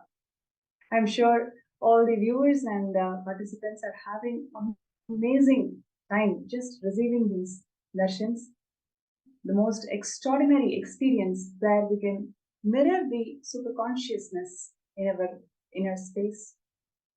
And these blissful darshans manifested to the Swamiji is amongst the many precious gifts that Swamiji has given to the whole world. And as we are getting ready to receive the darshan, this segment is going to focus on one such precious gift that Swamiji has given to this world, which is Sarvanyapita. As the scripture beautifully goes by sharing that whenever there is a decline in dharma, whenever there is a decline, whenever there is a persecution that is happening to one of the three wings of Hinduism, whether it is in terms of the infrastructure, Hindu infrastructure, which is the temples, or it is in terms of language, Sanskrit or Tamil, or it is in the form of scriptures. When any of these three pillars undergo persecution, the very embodiment of cosmos, Paramashiva, descends in the human form. Today, we have Paramashiva descended in the human form as the 1008th incarnation of the Supreme Pontiff of Hinduism, Swamiji, to revive the Hinduism back to its original glory. The Sarvanyapita is the infrastructure which is revived, which is established to revive the ancient Hindu wings and pillars of Hinduism with the grace and blessings of Avatar. And today, Swamiji is reviving Hinduism in all its glory for the last 30 years. In every single aspect of Hinduism, Swamiji has revived, made it user-friendly, and providing Hinduism as the solution for all the global problems today. Hinduism is provided as the solution for all the global problems today by Swamiji. Today, Kailasa stands as the first nation for Hindus and an exemplary nation to the whole world, which has solution for every single global problem. Sarvanyapita consolidates all the Hindu solutions, consolidates all the available scriptures into meaningful Hindu solutions and presents it to the world. And this segment, we are going to see one of the most important contributions of Swamiji, which is to revive and preserve the Hindu scriptures, the very embodiment of Vedamata, the source of Paramashiva's vision for the whole of the humanity, how Swamiji has revived, how Swamiji has preserved and revived and made it user-friendly to one and all. This segment is all going to be about that. And in this segment, we are also going to have two amazing speakers who are going to share their journey with Swamiji and how Swamiji has empowered their lives and what and why Sarvanyapita is so important to them. So with no further delay, let's get ready for the session. And I also would like to request all the viewers and participants to keep this session as interactive as possible. We're also going to be having the third eye scan for every single person who wants to manifest Sarvanyapita. And throughout the session, if you have any queries or questions, or if you feel something needs to be called out, please feel free to post them in the chat and also in the MPSM group. The QR code is being flashed on the screen, so you can take a few moments to scan the QR code and post your comments and feedback on the stream. So with no further delay, let's start the session.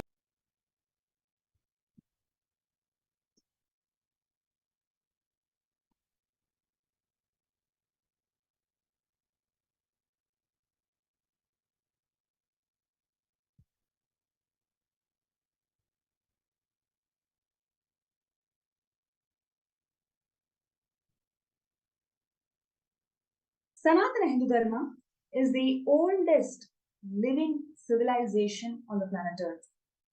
More than 60,000 years, this civilization flourished in the planet Earth, and the glorious civilization has got more than 100 million source scriptures.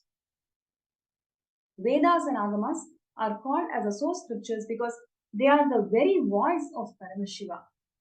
So, Paramashiva has revealed more than 100 million source scriptures. And each of these scriptures gives rise to a religion itself, a sampradaya, a tradition itself.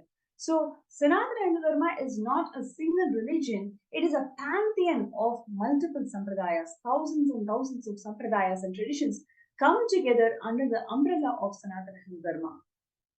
And Swamiji is the supreme pontiff of Sanatana Hindu Dharma, being the emperor and being the Guru Mahasanidhanam of 21 ancient Hindu kingdoms, reviving Sanatana Hindu Dharma to all its original glory in all its traditions and sampradayas.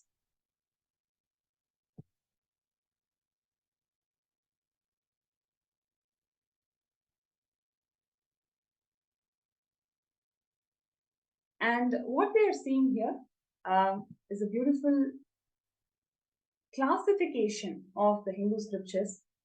I would like to really call out that this is one of the most important contributions of Swamiji, because there is not a single place in this world where you can see the Hindu scriptures being classified. Always, if you go to any library, it is always Hindu books. It is never classified into certain segments. This is the most important contribution of Swamiji, because he, as an avatar, is able to conceive the whole volume of source scriptures. The very important contribution of Swamiji in this field is classification of Hindu scriptures. So what you're seeing here is the broad classification that Swamiji has given.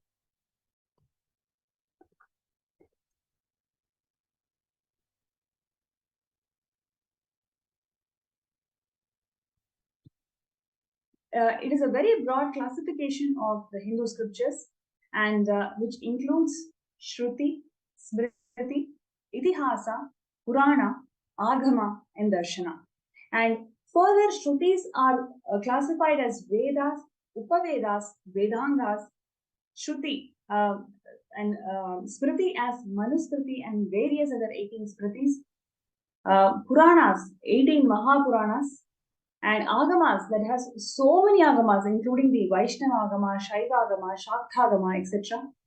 Darshanas, which includes Purva Mimamsa, Uttara Mimamsa. So the very source of Hinduism is huge number of scriptures, 100 million scriptures. And there is not a single person in this world today to even understand how do we even classify these scriptures. Swamiji is the first person to give this broad understanding of how our scriptures are laid out and what is the very classification of all of the scriptures. So this is one of the most important contributions of Swamiji in the field of scriptures. So I would like to call this out, because it is so important for us to understand the depth of the Hindu scriptures and how the scriptures can be further classified. If you take Vedas, there are about 10,600 verses. Agamas, 28 main agamas are there. 202 upagamas are there. And just in Kamika Agama, if you take, for example, 100 crores and crores of verses are there. So what we have today, it is 0.1% of the entire Kamika Agama. Kamika Agama lays out the whole Padhati of enlightened lifestyle. And Paramashiva has actually revealed crores and crores of verses, but what we have today is definitely 0.1% of what Paramashiva has revealed. So, and there are about 18 Mahapuranas, Upapuranas, and in each of these Puranas, there are more than lakhs and lakhs of verses. So, we have now seen the huge wealth, intellectual wealth that Hinduism has got. So much Paramashiva has revealed as manuals for enlightened living style. Now, where did all of this go? Do 100 million source scriptures in our hands? The answer is no. Once upon a time, all of this 100 million source scriptures used to be housed in 13,000 Hindu universities.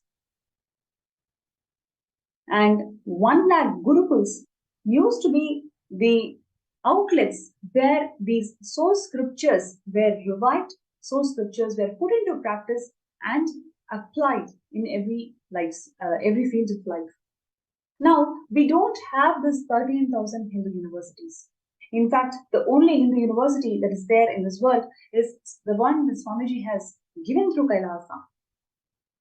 So, the destruction of this 13,000 Hindu universities gave rise to most important problem that the current world is facing, because we don't have the authentic Hindu scriptures in our hand. Whatever is available is only 10 million Hindu scriptures. Out of 100 million source scriptures, we have only 10 million source Hindu scriptures. Even in this 10 million Hindu scriptures that is available, nothing is left in the hands of authentic Hindus. All of this source scriptures, whatever is available today, is grabbed by the Oriental institutes who are trying to make money, who are trying to patent this rich knowledge that Paramashiva has given, which is completely hidden from the eyes of the mankind. What Swamiji is doing is reviving, giving life to this available 10 million Hindu scriptures, and the remaining 90 million Hindu scriptures. How is it going to come out? It is through the science of power manifestation. Swamiji's every single initiation towards the superconscious mutation. For example, last 1 year, Swamiji has empowered the humanity with his superconscious mutation science. It is all about downloading the entire knowledge from cosmos. The remaining 90 million source scriptures, Swamiji is going to revive by awakening the DNA, God DNA, in each and every of the Kailasians and Gurukul Balasans. And through this, he is going to revive and restore the 90 million source scriptures that is destroyed by the Hindus.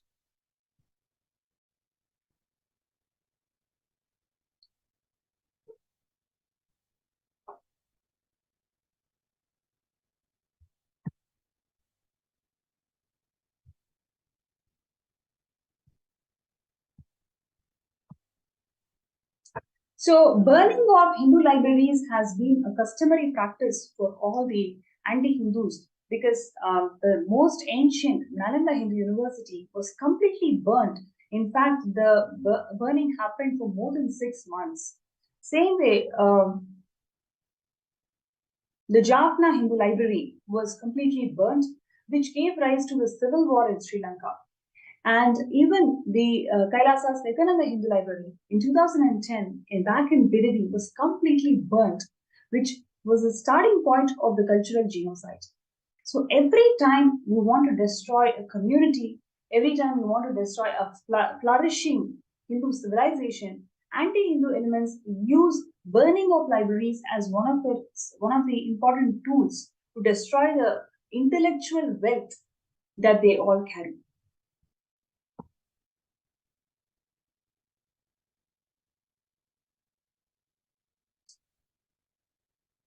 So what you're seeing here is about almost 100% of all the Hindu universities are destroyed.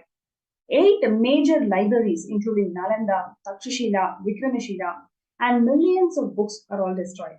There are more than 2 million temples in India, but not with the library. This is one of the most important aspects I would like to highlight, because as per Shilpa Shastra, as per the Shastras of the temple architecture, every temple in a third prakara should house a library.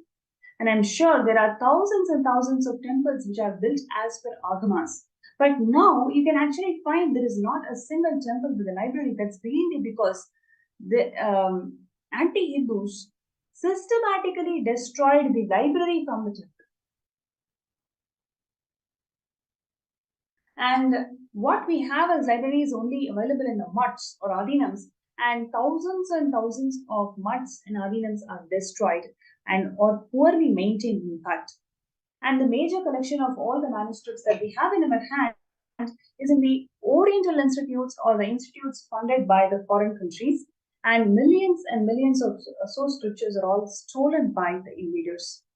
What we have in Kailasa today is a revival of all of these scriptures. Swamiji is bringing life to them. So by supporting Sarvanya Pita, you are supporting this grand mission of bringing back life to all these source scriptures. So I request everybody, whoever is feeling that yes, this is a very important cause, we need to bring the scriptures alive, because these scriptures are not just the scripture, they have the intellectual wealth. So many thousands and thousands of life solutions can be revived, brought back, and by which the humanity can benefit just by reviving the source scriptures. So if you feel that it is a very important cause and all of us should be part of it, I request everybody to sign up in sksjp.org/contribute. And let's take a few minutes for all the participants, viewers, even if you have signed up earlier, take this moment, take this call to sign up now and set the intention that let all of us manifest Sarvanya Pita by this Shivaratri.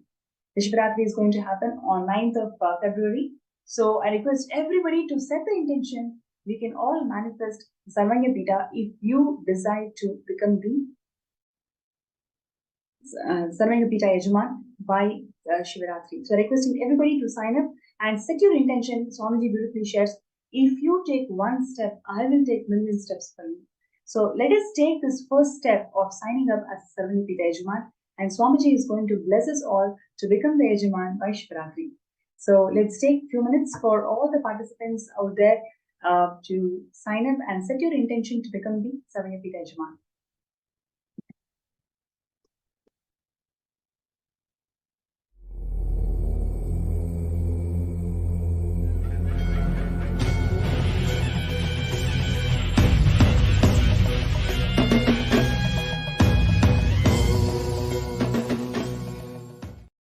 Kailasa nation, an enlightened civilization, Hindu civilizational nation.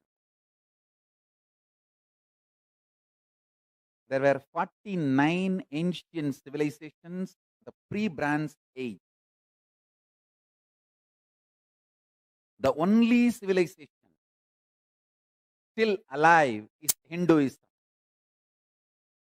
This nation, Kailasa, I created as a seed bank for Hinduism to keep everything related to Hinduism alive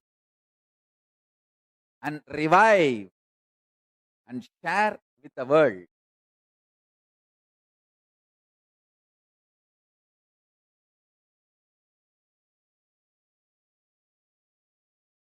With the grace of Paramashiva, with the blessings of Paramashiva, Kailasa has successfully happened. So the revival of ancient, enlightened Hindu civilizational nation has happened with its own territory. As on now, we have territory more than one places.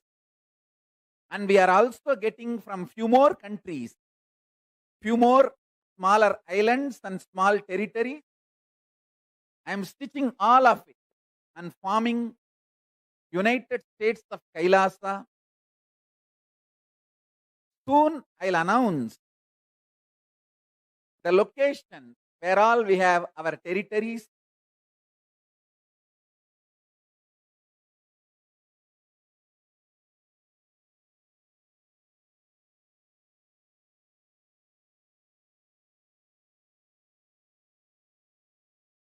at least in one place, the Hinduism need to be kept alive as it is, without being constantly attacked, persecuted, destroyed. I wanted all the living and practicing Hindus of the world to know Hinduism is the most peaceful, non-violent, contributing civilization. All over the world, we are minority. I want all the Hindus to know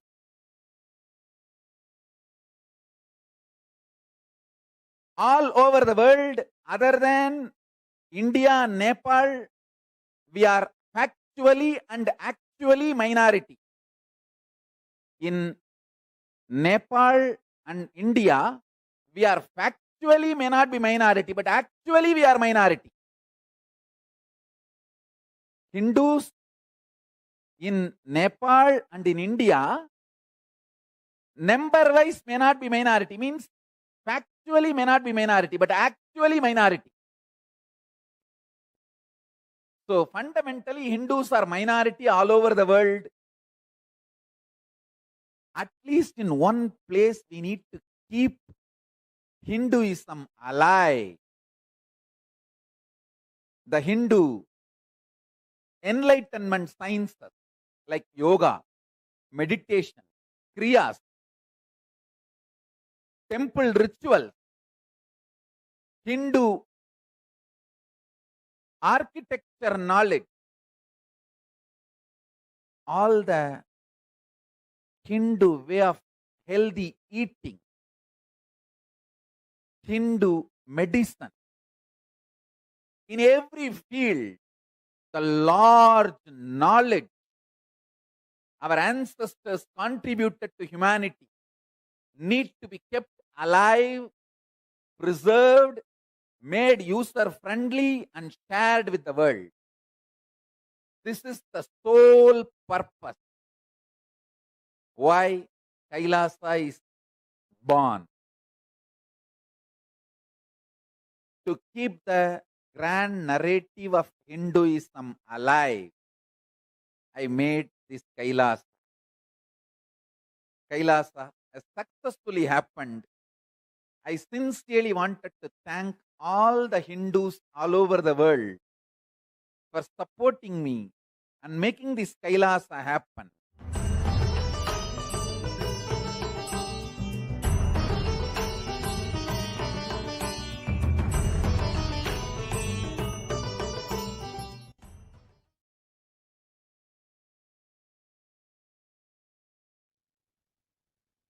Yes, Kailasa has been successfully happening as Swamiji has announced this Vijaya Yatra starting of this year in Jayanti celebrations. Kailasa is going to be announced, and the whole of the public, whole of the humanity is going to experience Kailasa physically this year. So every single contribution of yours towards Sarvanya Pita is going to be used towards a safe infrastructure that is needed for the nation to be opened for the whole of the humanity. So requesting everybody to make the decision now to become a Sarvanya Pita Yajaman.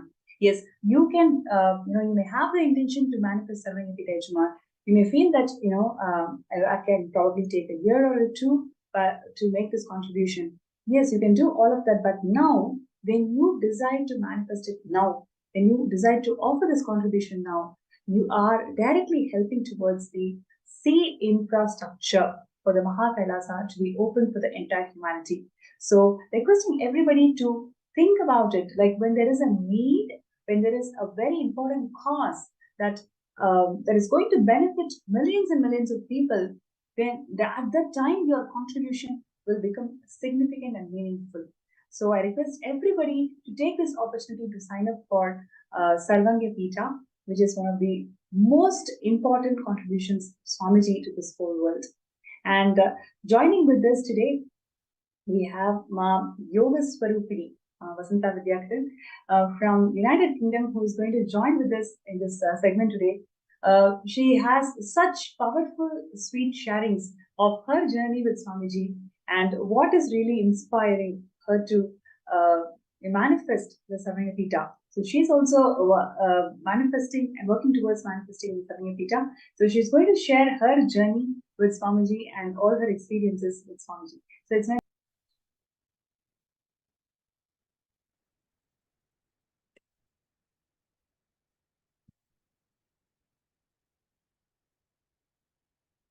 So it's my pleasure to welcome Ma Nitya Yoga Swarupini.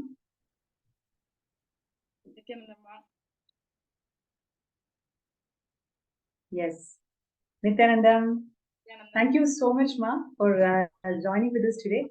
And I'm sure all our viewers and participants are going to have amazing time just listening to your beautiful sharing and stories and your journey towards becoming a Savanipita Yajman. So, firstly, we'd like to connect with you. And first question that I would want to ask is, how is that your whole family feels so connected to Swamiji's teachings? Almost every single darshan you guys do a visit. What is really keeping all of you together in this journey of becoming Paramashiva with Swamiji? Yes, the powerful cognition Swamiji gave us, and since Swamiji's initiation, actually, I joined Swamiji's Inner Awakening program in 2015. Even before that, actually, I had a problem with my eldest daughter. She was Yogas will be just a request. If you could be a little louder, please. Okay, she was like Asperger's. She's coming under autistic, spectrum. So we had a lot of problem with her. I have 3 daughters, so it's actually disturbed all of us. Then I just suddenly I was listening.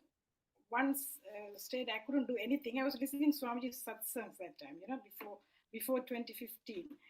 So he was talking about Ishavasya Upanishad, and he said for a week, just practice like I exist in everything, everything exists in me, So that is what Swamiji's teaching. So I thought I was practicing that, but I had actually problem with my eldest daughter a lot of time, and she get angry. I was driving in the car. She suddenly started to shout. She was coming from school. Sorry, Ma Yogas working. The audio is not so clear. You can just increase the audio. I'm doing something.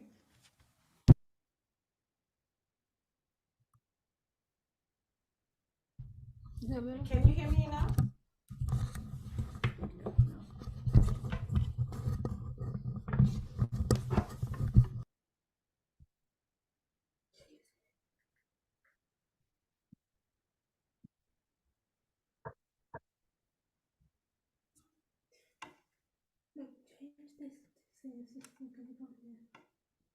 Yes, please go ahead.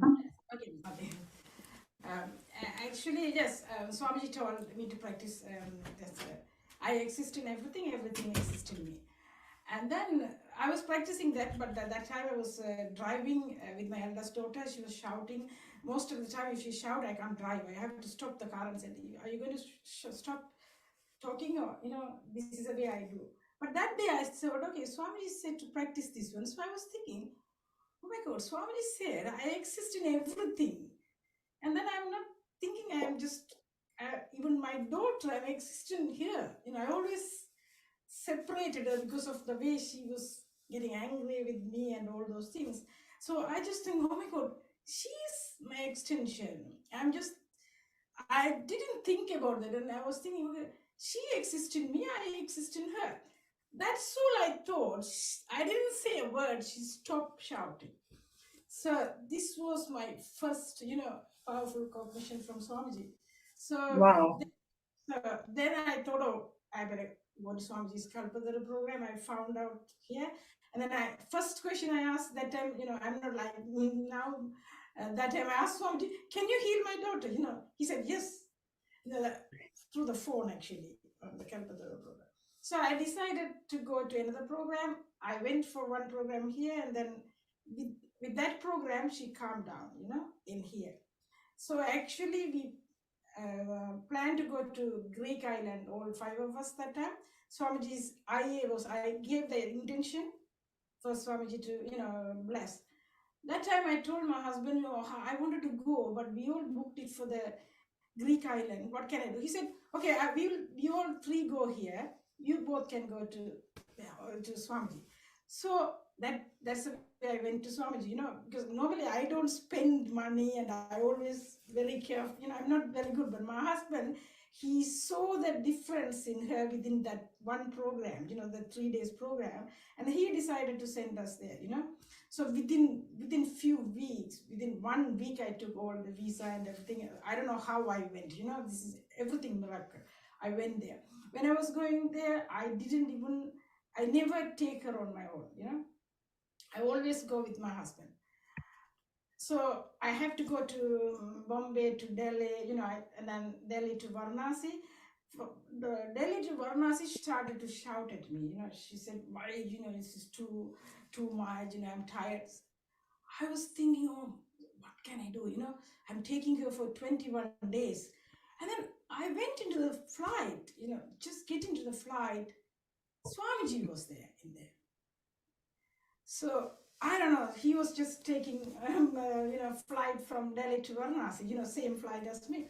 And then I thought everything stopped. I was so calm down because I saw Swamiji. Swamiji didn't see me, he was reading something, but I was calm. And then Swamiji said, I'll heal you completely. Within that one IA, I completely changed, Swamiji's, initiation did a lot of transformation with both of us, And actually, Sai, when I came back, one day she was hugging me. And then my husband, because she never ever, she always fight with me. And then my husband said, something happened. Swamiji did something, So he also believed, Swamiji said. So that October, we all went for the, I went for the volunteering, and my husband and Sai did the IA. And then you wouldn't believe, we wanted to go again. And then Nithyananda I went, and then again Kumbh Mela, like that. I was continuously, I wanted to go behind Swamiji, wherever Swamiji goes. That's the way everyone, even Jnana was asking me, oh, you're here. Oh, Swamiji loves you. That's why you're here. Otherwise, I won't be, in Tamil we says, That's beautiful, Ma. So before you add, memorable, beautiful moments of your journey with Swamiji, I also would like to welcome Ma Alpha Patel from USA. She also has got such beautiful moments of how Swamiji happened in her life and what a journey it is with having Master guiding us all in this journey of exploring and seeing ourselves as Paramashiva. So I welcome Ma Alpha Patel to this show today, and Nithyananda. Great. Thank you so much for joining, and I really cannot wait to hear from you all the beautiful moments that you had with Swamiji, who made you to experience the real you. So I'd like to hear from you. Thank you so much, Ma. So I would probably say we became involved with Swamiji about 3 or 4 years back. And I am actually a pediatrician, and I had my own practice in Connecticut. I have been suffering for 20 years with chronic debilitating health issues. I've had more than 4 near-death issues. When I moved here to California from Connecticut, that was about 6 years back, my doctors has pretty much told me they didn't expect me to live past 50. Like I said, I've been with Swamiji for 3 years. I'll be turning 52 next week. So there goes all the predictions by the doctors went by the wayside. My first experience with Swamiji was after a Guru Puja. And I have never been to an IA. I've actually never been able to travel to India because of my health. and I can travel very little. So all of my interactions with Swamiji have only been over the phone, or if I was lucky, via a Zoom video. And despite the long distance, my first experience with Swamiji, the very next day, I was in severe pain. Yet I had a 360-degree vision. I was able to predict that the rain was going to come in 10 minutes. I had levitation. And I would say, since I've been in Swamiji's space, I've been able to come off of most of my medications. I do not go to the doctor. If anything, whenever I'm in severe pain or I have any issues, I just think of Swami, and he is just here. He's always with me, and he is always giving me strength. My entire family also believes in Swamiji and are disciples, and they have been with me through all of my experiences and have seen the trauma, have seen the pain. And yet, despite everything, we have been able to transcend everything. And I tell people, although I still experience pain, I'm no longer suffering. And that's the first gift Swamiji gave me. He taught me to separate the pain from the suffering. He also has given us immense strength every time we have needed it. And I would say that our faith in him is unwavering. And I even tell my husband is a physician. So this is coming from two physicians. I would trust Swamiji over any doctor I go to. And I would much rather get healing from a disciple of Swamiji.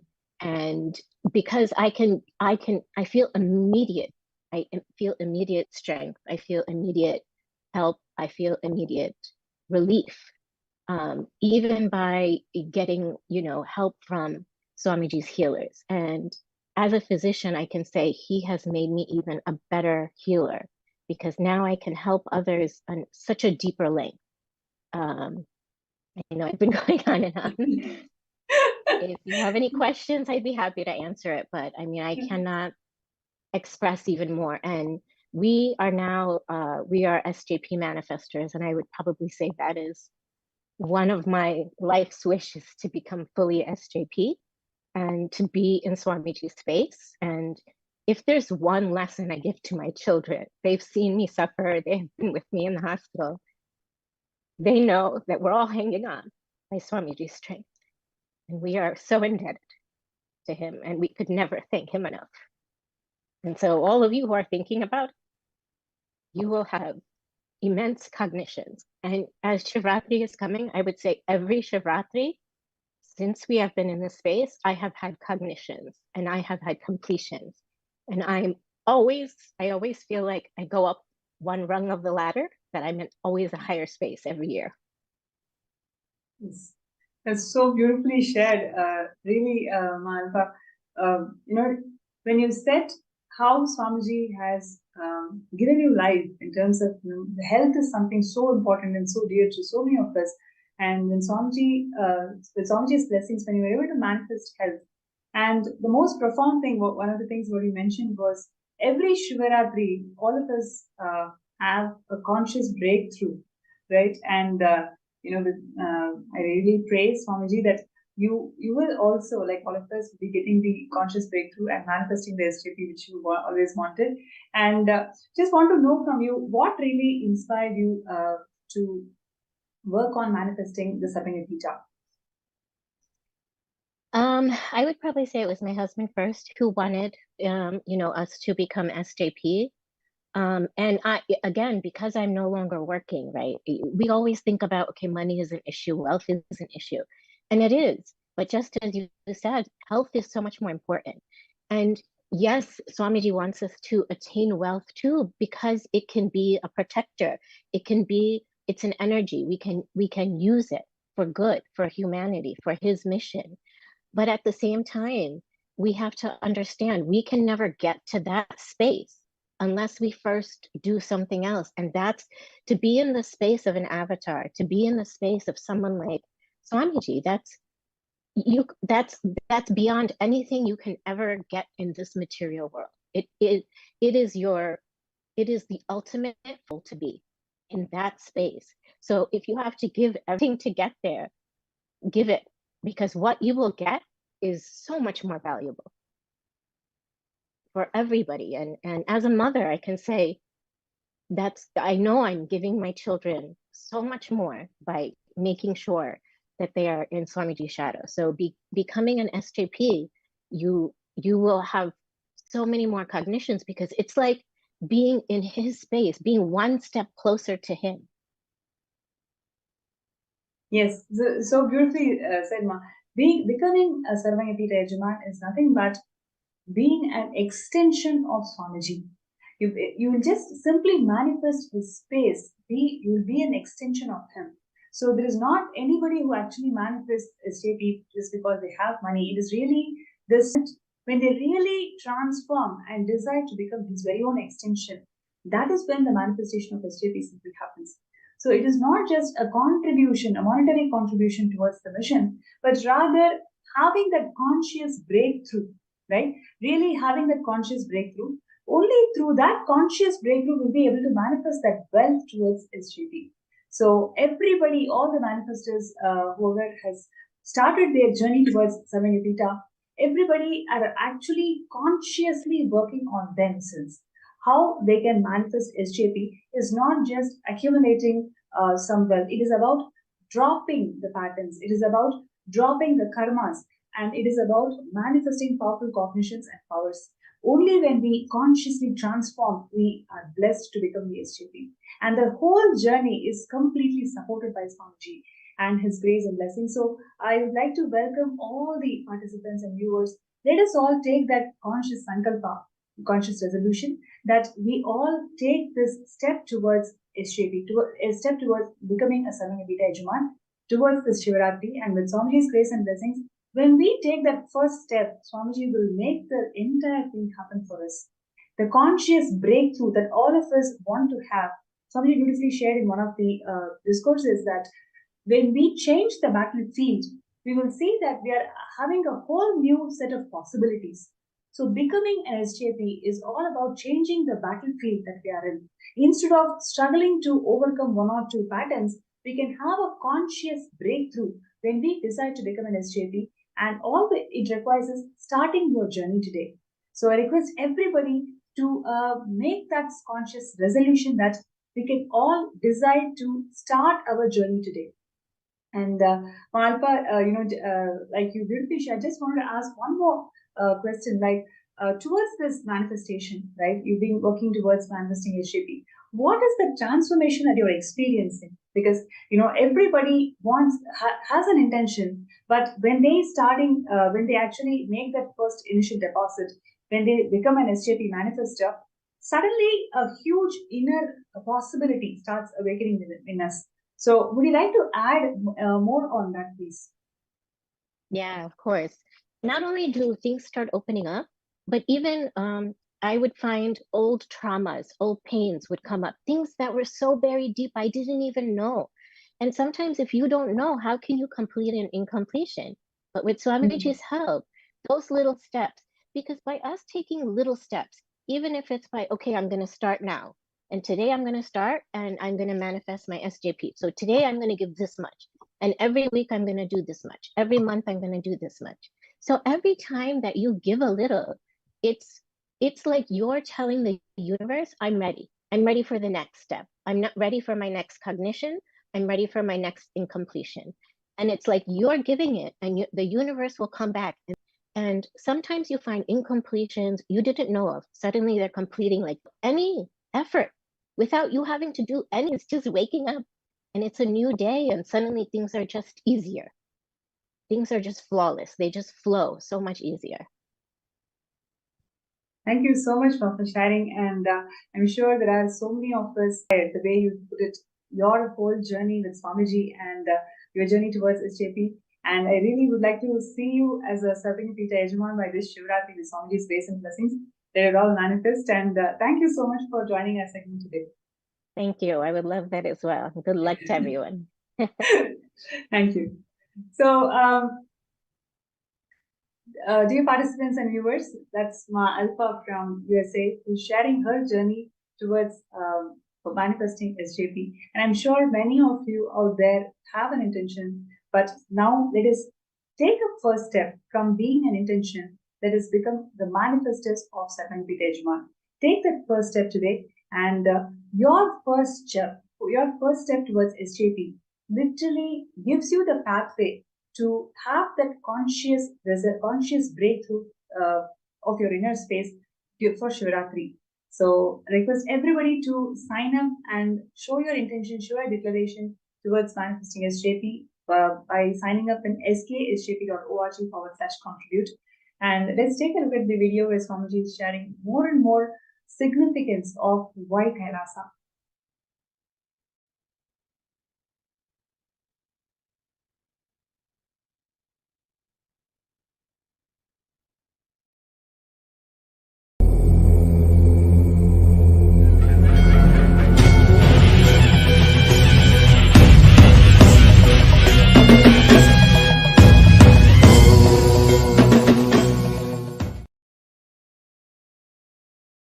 The Indian mass media cult and cinema industry, whether Bollywood or Dollywood or Bollywood or Sandalwood or the whole cinema industry in India, heavily funded by anti-Hindu elements, and they have successfully done the continuous hate speech at least for last 50 years.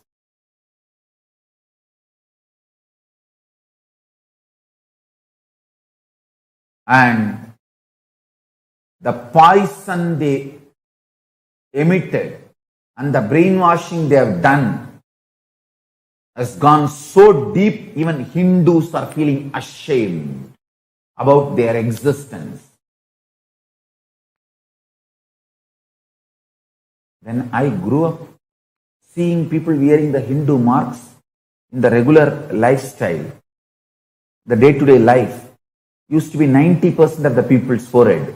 Now it is less than 3% people wearing the Hindu symbols on their forehead in Indian society. People are ashamed to show themselves as Hindus.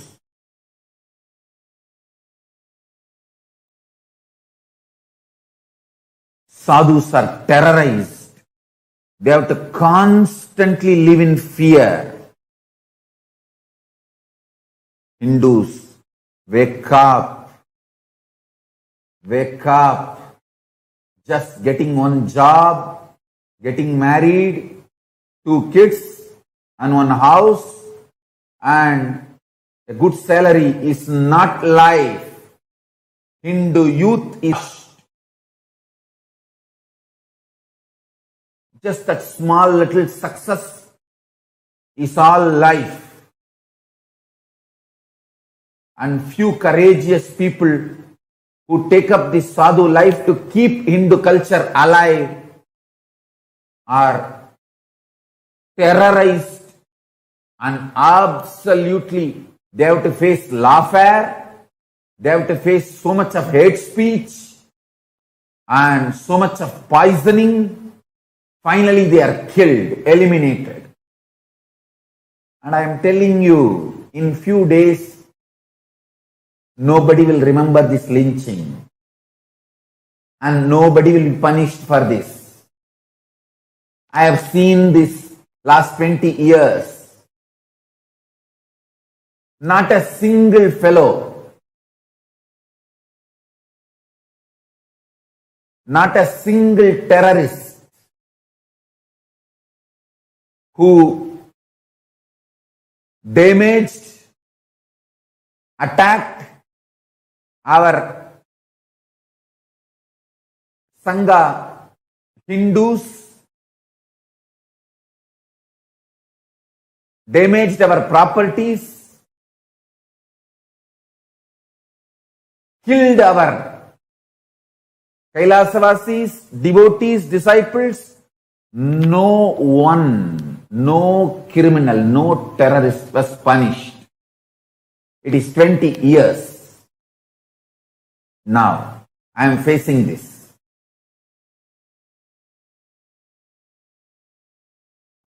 Police supports those terrorist gang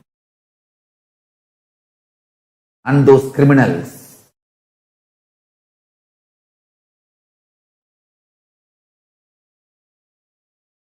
So much I've gone through and my Sangha has gone through.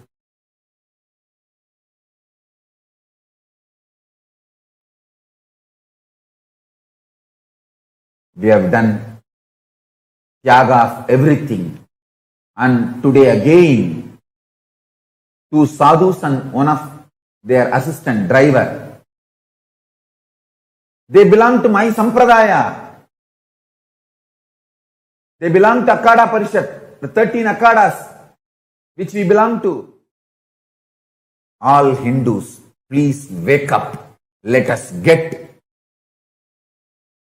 the international attention to this Hindu Holocaust continuously happening in India.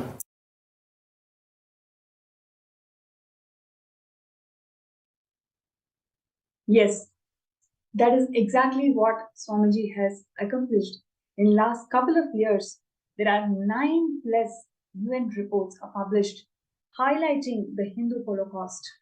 And moreover, the permanent ambassador of Sri Kailasa has represented the voice of dispossessed Hindus facing these attacks in United Nations. And several other international forums, Kailasa and its ambassadors are voicing the plight of Hindus and the need for Hindu nation, and the role of Kailasa in integrating the voices, unheard voice, untold Holocaust of all the Hindus out there. So the Kailasa is a voice of all these dispossessed Hindus in the world, and how they can empower themselves by living Hinduism in its authentic form. So requesting every single person, whoever feels that this is a very important cause for which all of us can come forward and be part of it, sign up yourself as a Sarvanipita Ejamana. So your decision to be part of this mission today is going to empower millions of Hindus out there. It is going to empower thousands and thousands of people to practice Sanatana Hindu Dharma in the most authentic way. So, and I'm going to continue sharing the contributions of Swamiji in reviving, protecting the source scriptures of Hinduism. And Swamiji's Kailasa's Nithyananda Jnanalaya, it is one of the world's largest collection on Hinduism.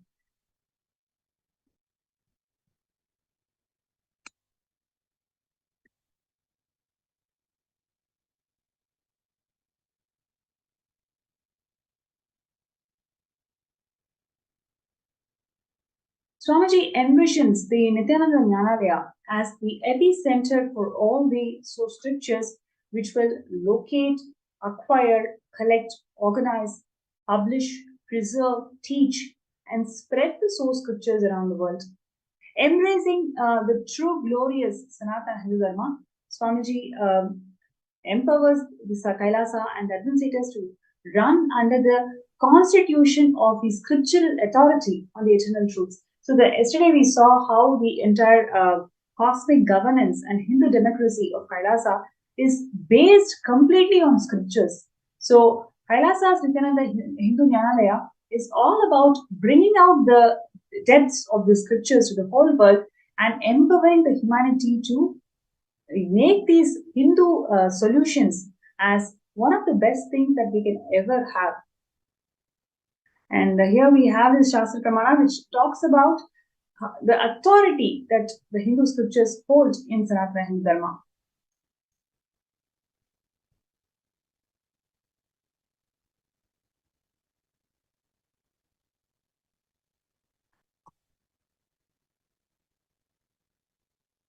So the vision of Kailasa's Nithyananda Jnanalaya is to create the largest repository of Hindu scriptures. So it's about collecting the Hindu scriptures from various sources, organizing it, protecting it, making it available in a digital format so the information is accessible to one and all, and reviving these scriptures into Hindu solutions.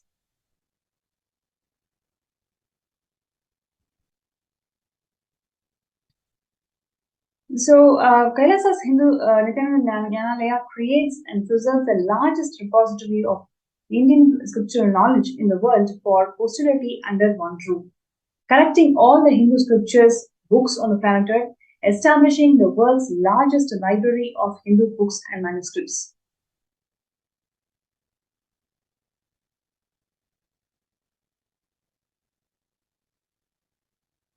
So it's about housing 5 crore manuscripts. So you can see here the collection of manuscripts is part of Kailasa's Nithyananda Jnanalaya, and collecting 20 million source scriptures. And Swamiji is conferred the Asia Book of Records for maximum number of books published by a single author, 1,123 books. All of these books is nothing but making Hinduism user-friendly. Every single line, every single solution that is provided in this 1,123 books is all from the scriptures of Hinduism, all from the source scriptures of Hinduism, and making it really user-friendly, making it solution-oriented for today's modern world. And Swamiji also is conferred with the Asia Book of Records for delivering maximum number of discourses by a single person, about 3 lakh hours of discourses Swamiji has given. And all these discourses are all about Hindu solutions towards a conflict-free living, peace-based powerfulness, and ahimsa. And one other contribution of Kailasa's Jnanalaya is the Hinduismpedia, which is a simple and hard work to organize and present all the Hindu scriptures available on the planet Earth. Literally, it has a compilation of 1 million pages on Hinduism with a collection of 22,000 digital books, 1,000 plus e-textbooks, and 1 million plus 100,000 plus articles on various topics of Hinduism.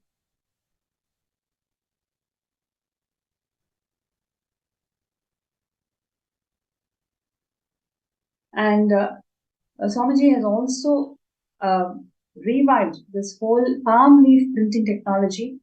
So every single scripture, every single initiation that we all get, Swamiji ensures that the whole initiation, the lines are all printed in palm leaf, and the palm leaf inscription is given as a gift to all the participants, whoever is attending the program. In this way, the sacredness and sanctity of those tradition is always kept alive. And more importantly, India has more than about 5 million manuscripts in various library muds in personal collections of individuals. So Kailasa's Nithyananda Jnanalaya is all about collecting all of these manuscripts and protecting it and making it user-friendly, right? So it has set up multiple units for palm leaf printing to keep the ancient Hindu knowledge tradition alive.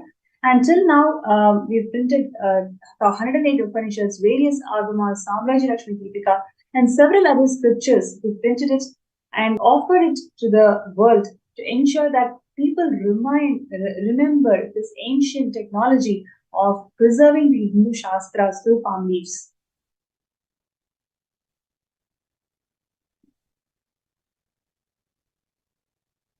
And also various other manuscripts which are endangered has been repaired after scanning. So not only collecting of all these manuscripts from various sources, protecting it and scanning it, digitizing it immediately, so the knowledge is not lost.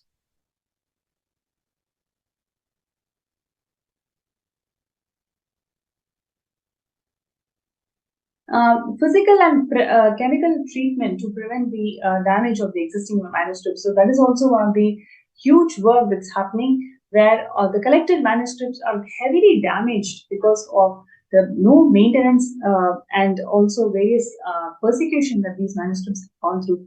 So Kailasa also focuses on physical and chemical treatment of these manuscripts.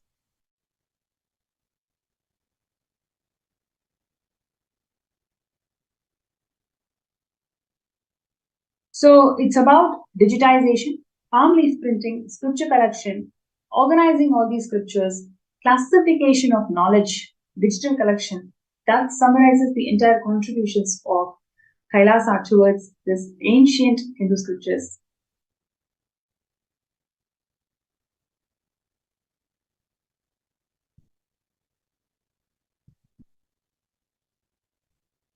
So what you're seeing here is the work that Swamiji has inspired the peacekeepers of Kailasa to protect and preserve these manuscripts.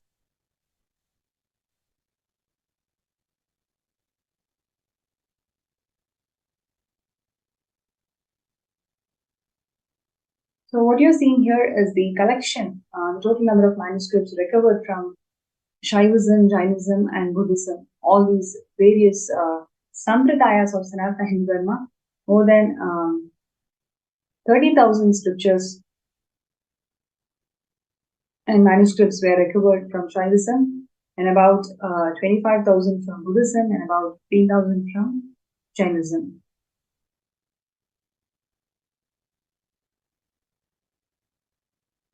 So about 3 million books on Hinduism from various sampradayas are all collected by Kailasa's Nithyananda Jnanalaya.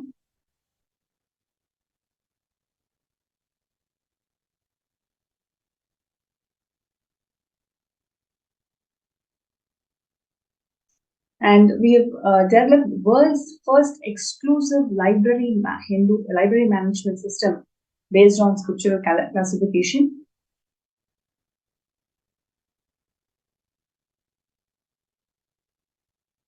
World's only multi-script optical character recognition software is developed by Kailasa's Nithyananda, and it makes the digital books into in-text, searchable, editable, and it also enhances the search capability, makes us to understand and find out more Hindu solutions from these scriptures.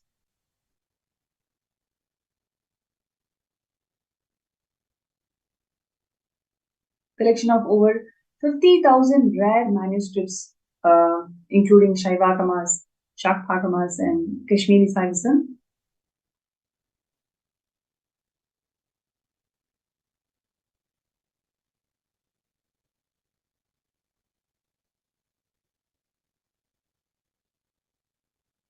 And a few more contributions from Kailasa's compliance body involves setting up of various committees, certification bodies to audit every single Hindu practice that is out there. Is it complying as per Vedas and Agamas?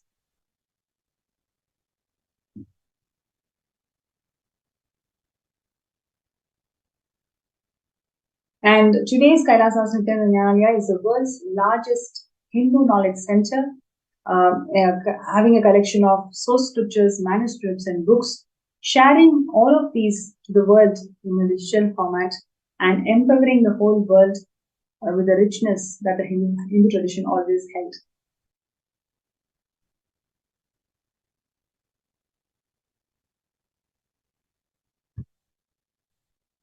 So this is one of the most important contributions of Kailasa, because all the solutions that we are having today from 30 years of hard work from Swamiji, everything is about reviving and providing life to these source scriptures. That's what Swamiji has been doing for the last 30 years. And today's world is facing so many global issues, and we don't even know know the solutions of many of the problems existing today. But Sanatana Hindu Dharma has got solutions for every single world problem, and that is what Swamiji is doing by reviewing these solutions. For example, recently Swamiji shared the global climate change, the issue that the world is facing and combating several years now, several decades now. Swamiji said it has to be based on karma. So by providing the solutions from Sanatana Hindu Dharma, Swamiji is making the world understand the importance and recognition of Hinduism, and provides ultimate solution for the enlightened conscious living. So we, by signing up for Sarvangapita, you are supporting this entire mission towards solving all the global problems that is existing today. So requesting everybody to take this moment to sign up and show your intention towards Sarvangapita.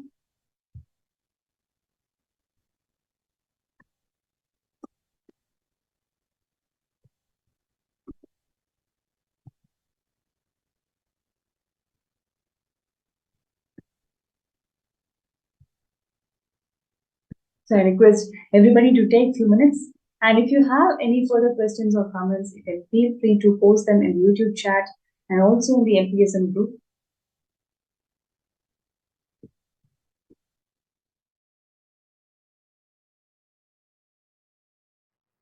Many people asked me, Swamiji, why did you leave such a huge empire you built in India and sitting somewhere in one corner for so many years? Be very clear. It's already 3 years. I left India. More than 3 years. This 3 years is worth because I've done the foundation, legal, protected, internationally protected place first. Not only I have the immunity of non-prosecutable and immunity and protection as the head of the state, sovereign land, which can't be violated, and the embassy status in multiple places, even sovereign land in more than one places. This 3 years is worth because the first things are done first, right things are done first. We have a great future. We don't have to worry. Will there be any end like what happened, what has been done to Asaram Babu's organization? What has been done to Sant Rampal's ecosystem? What has been done to Ram Rahim's ecosystem? What has been done to this Palgar Sadhus and what has been done to Kanchimat? You don't need to worry because I have done the right things first. That's a spend little time, study how each Hindu ecosystem is persecuted in last 100 years. Listen, whether Kanchimat or Asaram Babu or Ram Rahim or Sant Rampal or Shivashankar Baba, all of them, all their organizations, with so much of hard work, they build the Hindu ecosystem like a beautiful honeycomb. But just some thief comes and robs the whole thing and takes it away. But again, you guys Hindus will work hard and build it like a honeycomb. Again, some. Be very clear. I am not interested in this game. That is why I decided very clearly, I will build the fort first. Proper stone fort. Then build the honeycomb so it will stay forever and work forever. Support the Hindus forever. Keep the Hindu ecosystem forever alive. Be very clear. I understood this secret. I started my public life at the age of 16. Within 10 years, by 25, I understood. Without making a proper protection system, any hard work me and my sannyasis put and build, it will be like a honeycomb. When Kanchi Shankaracharya got arrested, clearly I realized the Samasthana which had immunity from all prosecution lasted just 2 generations before, till the India adopted the secular constitution. Kanchimat, Madurayadinam, all of them had immunity from all prosecution in writing, legally valid, from the British government till the British time.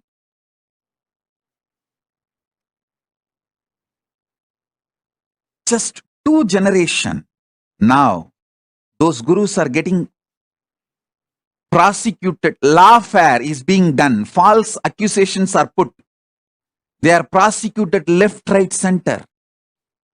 Of course, Kanchi Shankaracharya proved he is innocent and came out. But what happened to that organization? What happened to that mutt?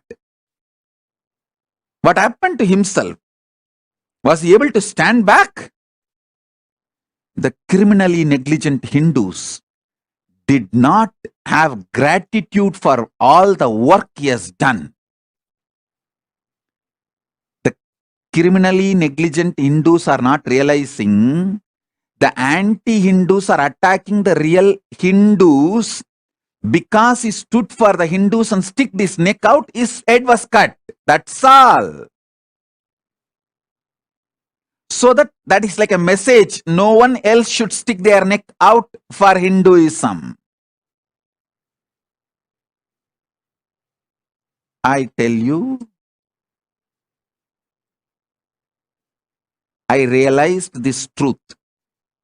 If I don't build the proper legitimate fort, legal protection, even if I work for 100 years and build an ecosystem, I don't want to say what would have happened. I know very clearly. I know very clearly. I know very clearly.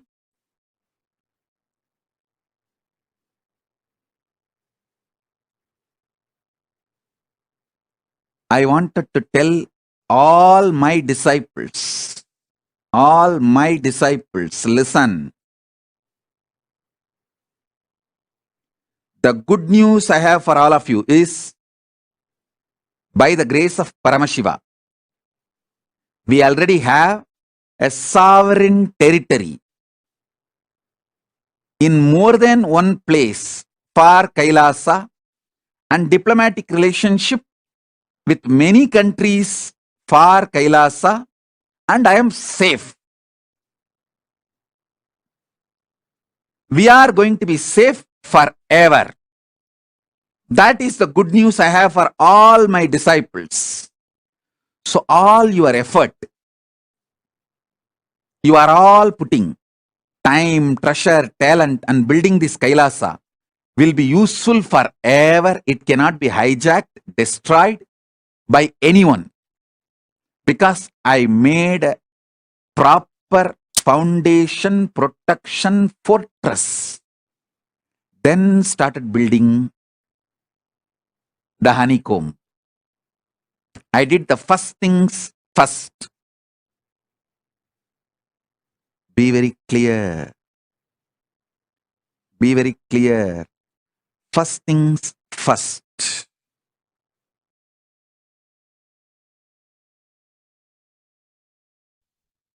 Yes, as Swamiji beautifully mentioned, the having this sovereign nation recognized for Hindus internationally by United Nations, and having this bilateral relations with several other countries, having this sovereign nation is the first thing first that Swamiji has established for all the Hindus out there. By you supporting the Sarvanya Pita, you're supporting this cause of first the Hindus having their own sovereign nation. Swamiji has already made it happen, and now this year we're going to open the Mahakailasa to one and all for the whole of the humanity to come and receive and be in the physical presence of Avatar. So let us take this moment to prioritize of becoming the Sarvanyapita Yajman. You may have the intention, but let us prioritize this. Whatever you are doing towards this cause is going to empower the whole of the humanity to experience the breathing space of Avatar. So with that note, I'm just going to connect with Ma Yoga Swarupini from United Kingdom. Once again, we just heard her sharing her beautiful journey of her being in the presence of Swamiji. And now I'm going to request her to be in his show and share further on her journey with Swamiji. Nithyananda Ma, thank you so much for joining back. Nithyananda, thank you. Actually, okay.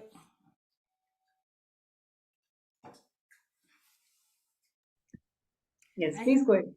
Yes, Swamiji, with the first IA, I just learned about Sanatana Hindu Dharma, like all Charya, Kriya, Yoga, Jnanam, all four.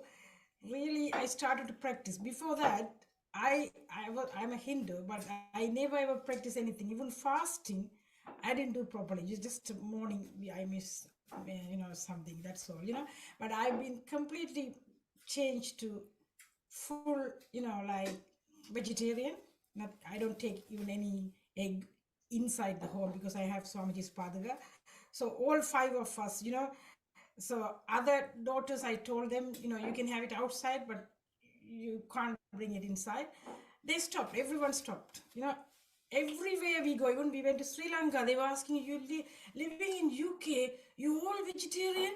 So they were, like Swamiji completely changed. Actually, what Swamiji is doing for Sanatana Hindu Dharma and how he is making everyone to be proper Hindu, this make us to realize, like how we have to support Swamiji, and this is a reason we just wanted to be SJP, to join the SJP and then continue to surrender to Swamiji, because Swamiji completely changed everything, and actually the cognitions, I don't even know, just I was logic. I only was with the first one, length, all other things like, Swamiji is the one make me to think, and then go into the heart, and then go into deep cognitions. He took me everywhere. That's why I just wrote to Swamiji, like Tamil. I just want to say in Tamil, he did like மண்ணில் வாழும் அறிவியலையும் விண்ணையாளும் அறிவியலையும் எங்களுக்கு முறையாக கற்பித்து நித்திய ஆனந்தத்திற்குள் அழைத்துச் செல்கிறீர்கள் Swamiji. I wanted to tell this to Swamiji, like, is teaching the knowledge of how to live on the world and of how to rule the cosmos. So Swamiji was taking us to all these steps, not just me, all five of us. I don't know how, because four of us, we went for the IA. The fifth one, she never been to IA, but she saw Swamiji anyway when she came to Thailand. So everyone had Swamiji's blessings, and then the transformation happened to us. All five of us is different, So now I am doing every day morning Brahma Muhurta, like all kriyas, Panja kriyas and yoga, and people come and join, from Europe as well. So I'm doing that. But before that, I wasn't disciplined, I didn't do anything. You wouldn't believe I'm 63 now. I can do headstand as well, I did last time when Swamiji said, what is your Icha Sakti, what is your Icha Sakti? Just I wrote it with, I can't even imagine, I'm writing this one.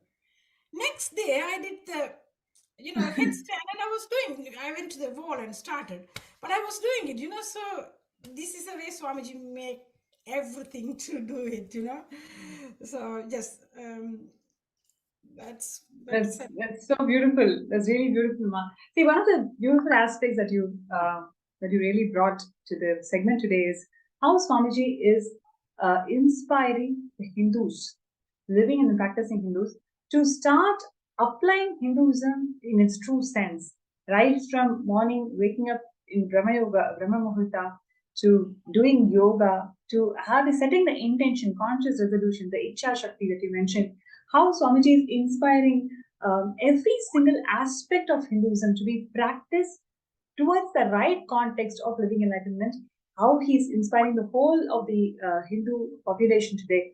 It is something so extraordinary, and that is the reason why reviving this Sarvanyapita around the world is of so much of importance.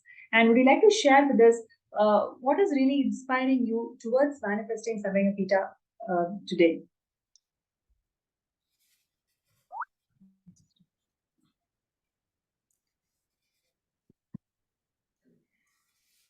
I think whatever Swamiji revived, like scriptures and everything, like he's reviving all the Hindu scriptures and whatever Sanatana Hindu Dharma, all over the world, people are practicing the Sanatana Hindu Dharma, and I would say all these reviving Hinduism, and we thought this is the best way to contribute, and we surrendered to Swamiji, and then we started to join the SJP manifestos, and then even after that we suddenly, Swamiji was I wanted to move to bigger house. Swamiji just blessed me, and then especially after certain age it's really difficult to get the mortgage and everything, but without any hassles, we just quickly get the house. Even the house, everyone said, oh wow, this very good price we got it, because Swamiji's blessings, everything is happening. So I wanted actually when I was looking for the house, nothing else, I only wanted lots of plants, for puja, lots of flowers, and the puja room I wanted, that everyone look everything. I said, okay, this one hasn't got enough garden, so I don't think I will get this. I have the very powerful cognition that I know I wanted for the puja, so I will get it. Exactly after I got the house, you wouldn't believe, we have the flowers for all season. Wow. I can, so that's the way I'm manifesting. After Swami, I never after I met Swamiji, I never get worried about anything. Even I had sometimes when I had the problem with my eldest daughter, still sometimes. So I says, oh, Swamiji says I will heal your daughter completely. So I know that will happen. So that's the way I give to my mind, and now I am practicing everything is Maya. Everything is Maya. Just everything is a dream. So I'm just we all actually surrender to Swamiji. So that is the Beautiful. reason to do it. So I manifest SJP. Beautiful. Thank you so much, Ma, for joining this segment today. And I wish all of you, the whole family, becomes the Sarvanya Pita Yajaman by Shivaratri and Swamiji's grace. All of you manifest your reality the way you want. Thank you so much for joining the segment today. And it was so nice, so beautiful. You shared all your authentic experiences of how Swamiji transformed your life and the whole atmosphere of the family. Thank you so much, Ma. Thank you. Yes, and that is Ma Nithya Yogas from United Kingdoms, who's sharing her experiences of why it is very important to be part of Saranya Pita. And I'm sure a lot of viewers and participants, all of you are inspired to start your journey. And you may be facing some obstacles or something which is not making you to manifest this Saranya Pita Saranya Pita. So if you are looking for a solution, if you're looking for a third eye scan, you can post that in the MPSN group or the YouTube chat, FB chat. And I'm going to take a few minutes to scan with the grace of Swamiji. We'll be able to find out what is the obstacle that is causing for you not to manifest the Saranya Pita and how we can manifest it. So requesting everybody to post your interest, your intention to be scanned through third eye. And if you've already been scanned through third eye, have you taken actions towards Saranya Pita? If you're not able to take the action, you can once again post it in the chat so we can do one more scan and support this journey of Saranya Pita. So requesting everybody to take a few minutes to post your intention to be scanned.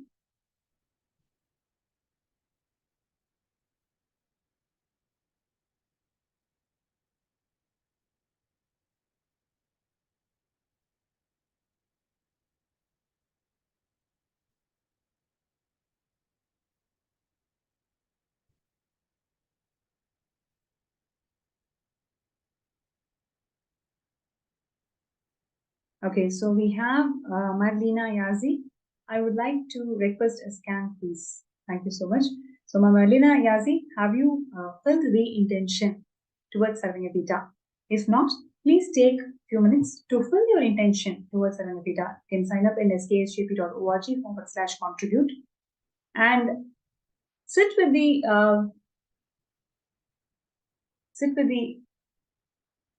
strong sankalpa and resolution that in the next 1 week, you will take all the efforts that is needed for you to manifest Sarvanya by Shivaratri. So sit with that intention. First, fill the intention form and sit straight. Please connect with Swamiji in your Anandagandha. Let us chant the Mahavakya. Om Nithyananda Paramashivoham. Om Nithyananda Paramashivoham. Om Nithyananda Paramashivoham.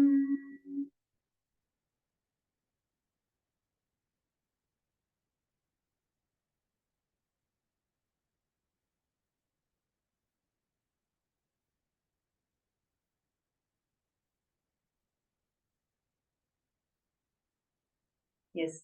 Ma Melina Yasi, with Swamiji's grace and blessings, you'll be able to manifest Sarvanya.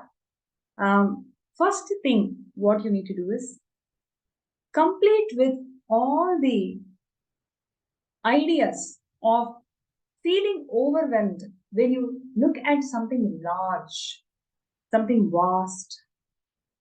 If you see, whenever you encounter a huge mountain, right, you'll start feeling too small.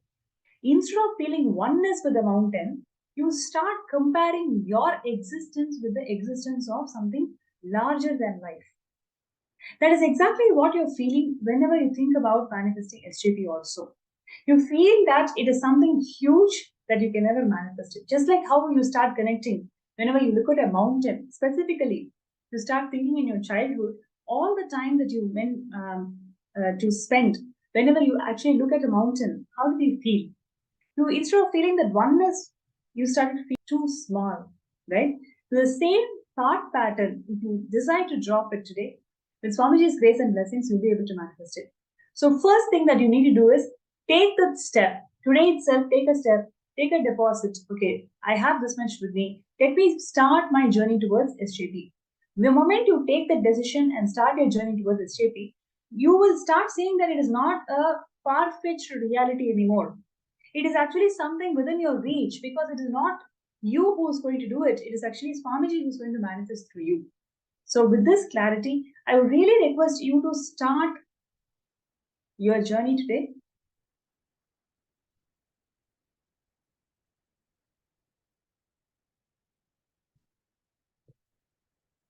So next is, we have Hiranmai. Right. So I request Hiranmai to please sit straight, connect with Swamiji in your Anandagandha. Let us chant the Bhavakya. Om Nithyananda Paramashivoham. Om Nithyananda Paramashivoham. Om Nithyananda Paramashivoham.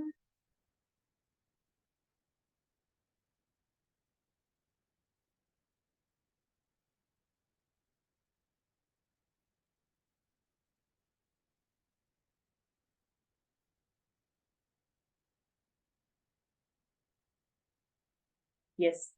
Hiranmai, Nithyananda. So first thing, what you need to do is, bring intense ferociousness within yourself, right? So bring intense ferociousness within yourself. Whatever you think as insecurities, unknowns in your life, decide today itself you are going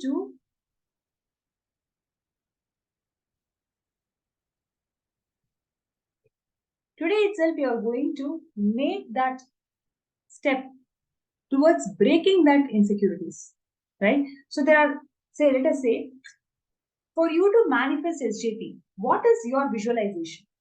In your visualizations, are you seeing blind spots? Are you seeing few scenes? You don't want to visualize. You just want to see yourself manifesting already. So all those unknowns, wherever you feel that you don't know, pen that down. Ferociously approach life and see what is Swamiji showing you when you think about these unknowns. right? So connect with Swamiji in your Anandananda. Every single unknown that is there towards this manifestation, sit and pen down, resolve it, approach it with ferociousness. With Swamiji's grace and blessings, you'll be able to manifest it.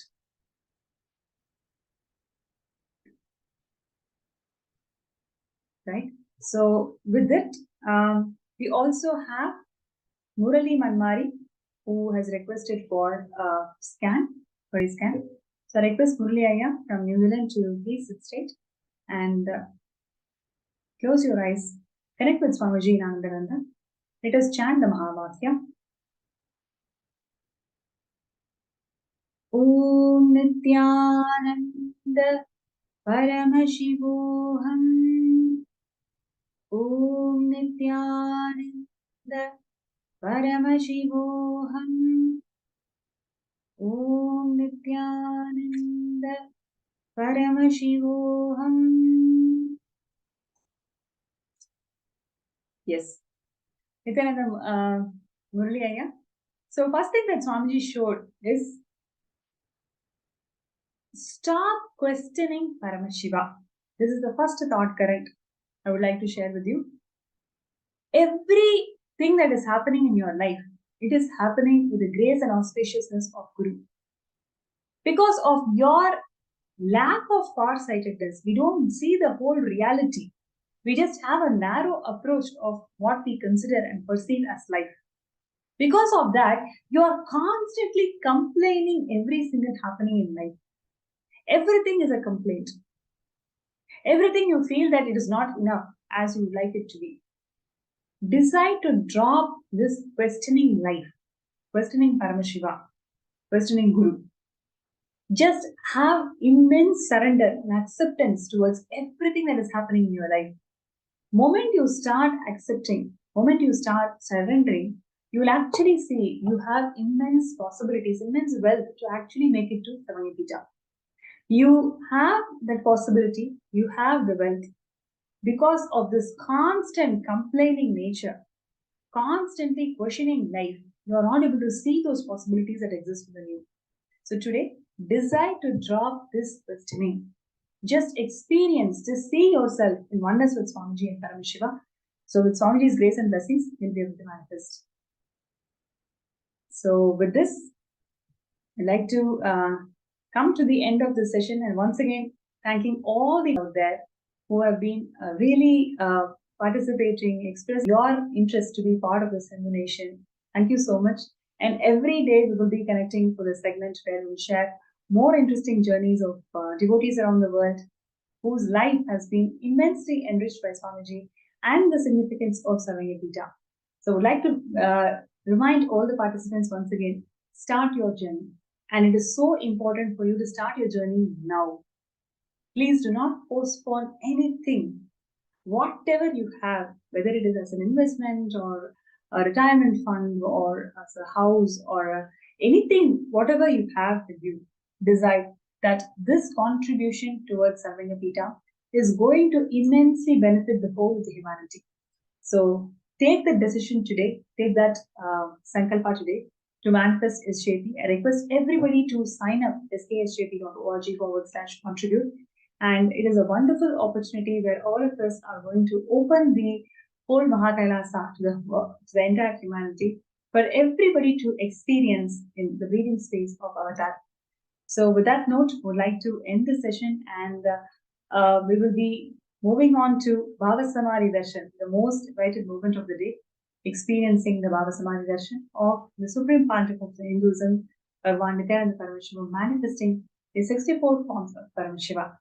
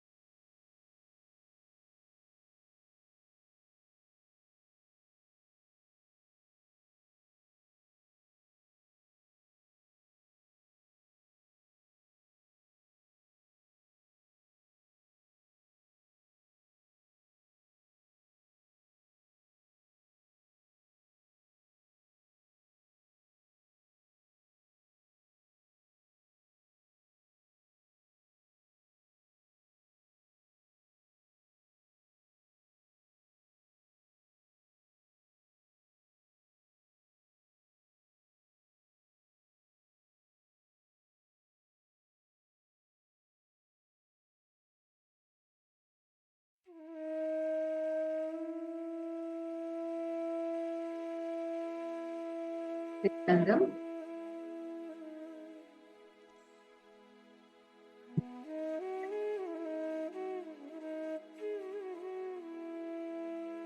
Just had a beautiful session, and we listened to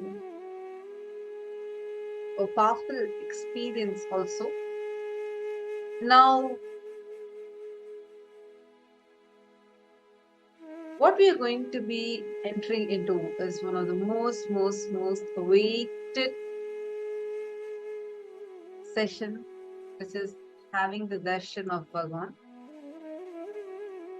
Let us all get ready for this Bhava Samadhi darshan. We welcome all the YouTube viewers, Facebook, and all other social media platforms, everyone who has tuned in now for this segment, experiencing the Bhava Samadhi darshan of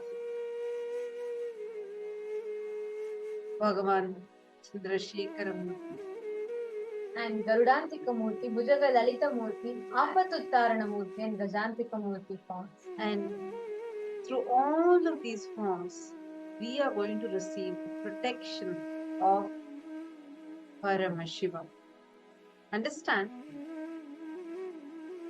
In every level in your life, for example, if you are struggling with something, you're not able to move some things in your life, you're not able to achieve some things in your life, or you're feeling constantly terrorized by your own self because the patterns that you fall into or because of the failures that you face, in every level, whether it is somebody from external trying to attack you or it is from your own patterns which is failing inside you, having this Bhava Samadhi darshan will protect you and heal you from all those pain, sufferings, and give you the ultimate protection, the protection which will help us in every aspect of our life. During the Bhava Samadhi darshan, something phenomenal happens in our brain. The frequency at which our brain functions raises, and that frequency goes to the level where it starts being in sync with the cosmic frequency. So what does that have to do with our day-to-day life? The very quality of your life starts excelling. The way you understand things, the way you cognize things, everything starts transforming phenomenally. And the darshan that we are going to be having now, all you need to be doing is just sit in the space of gratitude, where you drop all your wants, needs, everything. Just melt in that space of gratitude, where you're extremely grateful for cosmos descending in this Nijavatara as our beloved Swamiji. Everything else will just happen to you. You'll be entangled and you will be raised to a very beautiful space, and you will start being able to manifest anything that you want in your life. Now, let us all get ready. We are going to be chanting the Dhyana Shlokas now.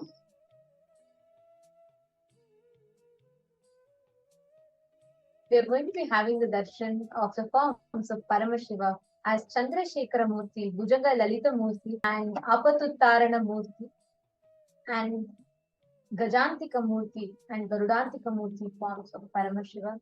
Each of these are extremely powerful forms by themselves.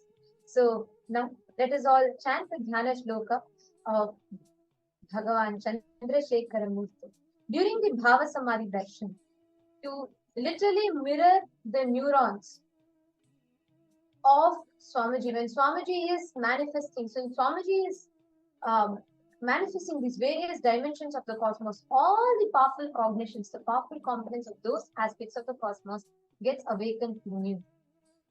And this is what science calls as mirroring of neurons. So this mirroring of neurons is very, very powerful. And this literally raises your frequency.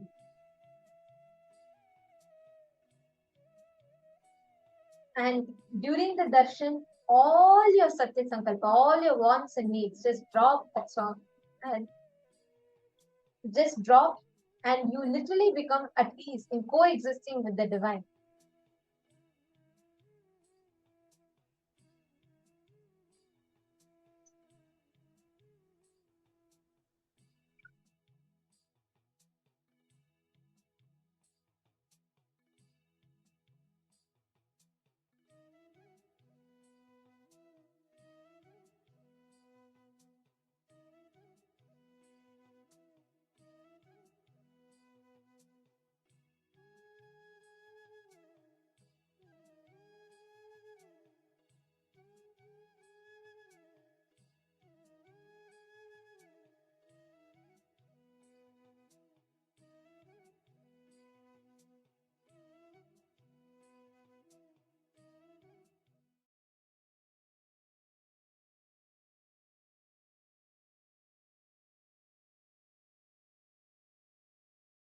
अभयवरदहस्तं सौम्यं शृङ्गारभावं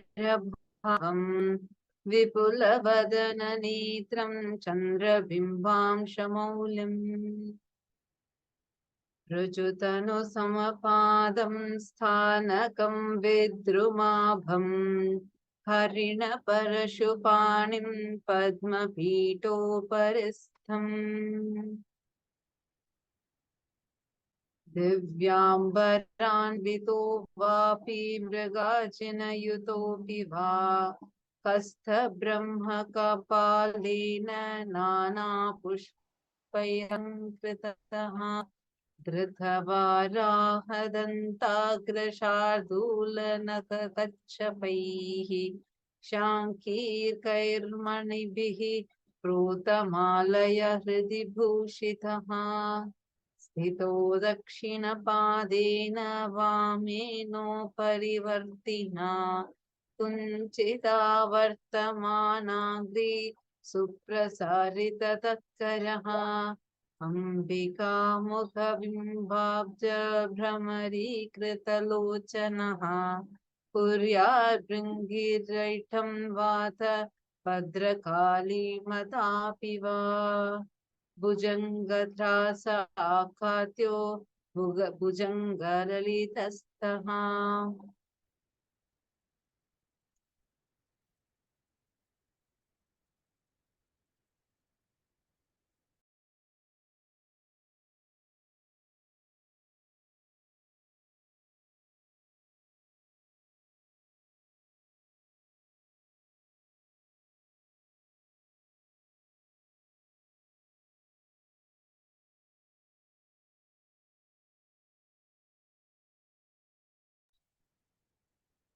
This is a form of Nataraja, may be designed so as to be attired in elegant and bright cloth or as an antelope. He is well adorned with a garland of skulls of Brahma and various. He is wearing the tooth of a boar, tiger nail, and a shell of a tortoise. His chest is adorned with a string made of the balls designed with the conch.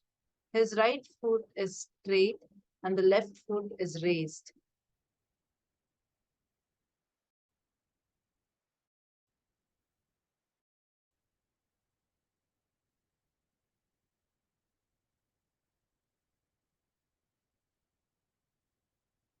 His lower left hand is stretched across and held above the lifted left foot. His eyes are like the bees drawn towards the lotus face of Ambika. Either the image of Bringi or that of Bhadrakali may be designed to be on the left side of the Lord. The form of Nataraja designed in this way is called as Bhujanga Trasha. There is another form known as Bhujanga Lalita Murti. This is the Dhyana Shloka and the description of Bhujanga Lalita Murti.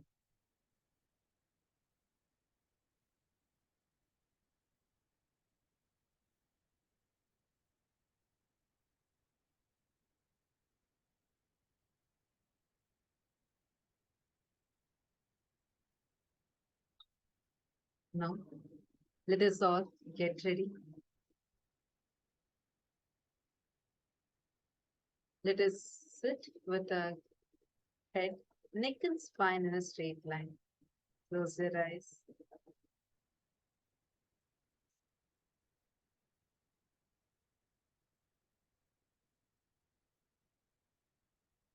Inhale and exhale deeply and slowly. Now start chanting the Mahavakya. Om Nithyananda Paramashivam. Om Nithyananda Paramashivam.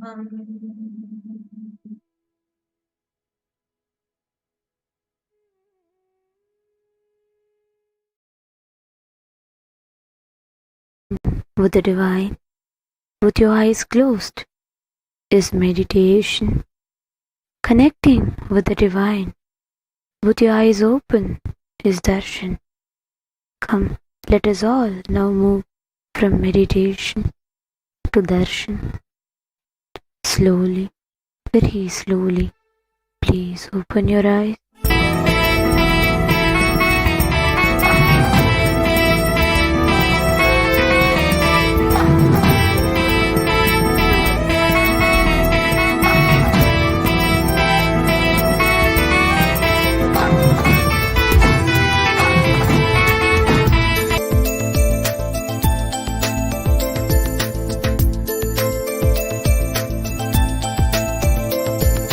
Om Namo Nithyananda, Om Namo Nithyananda, Om Namo Namo. Om Namo Nithyananda, Om Namo Nithyananda, Om Namo Nithyananda, Om Namo Namo. सदा बालरूपापि विघ्नाद्रिहन्त्रि महादन्ति वक्त्रापि पञ्चास्य मान्या विधीन्द्रादिमृग्या गणेशाभिधामे विधत्तां श्रियं कापि कल्याणमूर्ति न जानामि शब्दं न जानामि चार्थं न जानामि पद्यं न जानामि गद्यं चिदेका षडास्या हृदि द्योतते मे मुखानि सरन्ते गिरश्वापि चित्रम्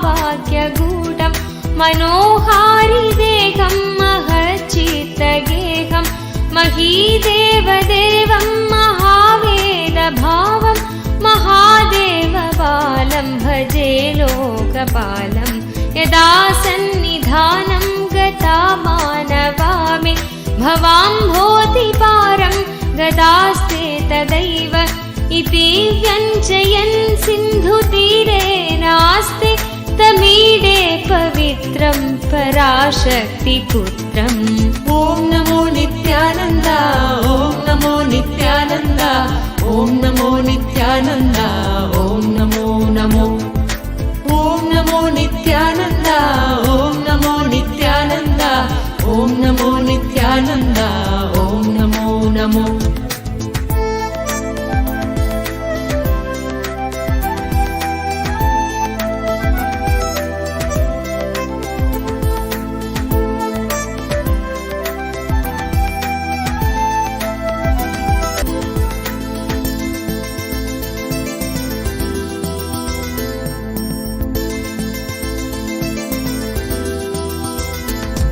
यथाब्धेस्तरङ्गालयं यान्ति तुङ्गा तथैवापदसन्निधौ सेवतामे इति वोर्मि पङ्क्तिर्नृणां दर्शयन्तं सदा भावये हृत्सरोजे गुहं तं गिरौ मन्निवासे नरायेऽधिरूढा तदा पर्वते राजते ते धिरूढा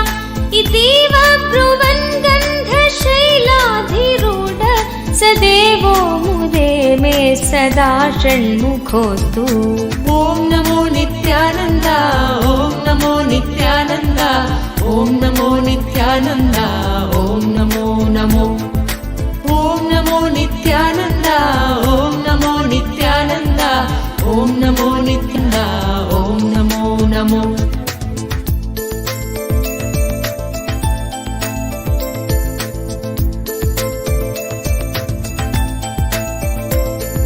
महाम्भोधिधीरे महापापचोरे मुनीन्द्रानुकूले सुगन्धाख्यशैले सुहायां वसन्तं स्वभासालसन्तं जनार्तिं हरन्तं श्रयामो गुहं तं लसत्स्वर्णगेहे नृणां कामदोहे सुमस्तोमसञ्छन्नमाणिक्यमञ्जे सुमुद्यत्सहस्रार्कतुल्यप्रकाशं सदा भावये कार्तिकेयं सुरेशम्।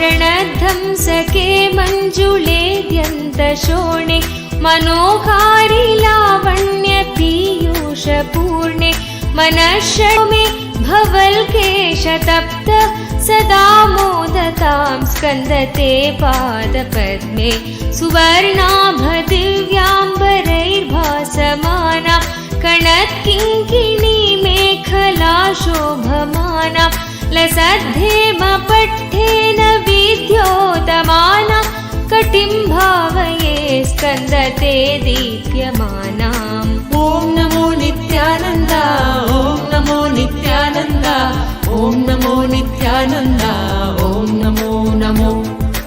ॐ नमो नित्यानन्द, ॐ नमो नित्यानन्द, ॐ नमो नित्यानन्द, ॐ नमो नमो।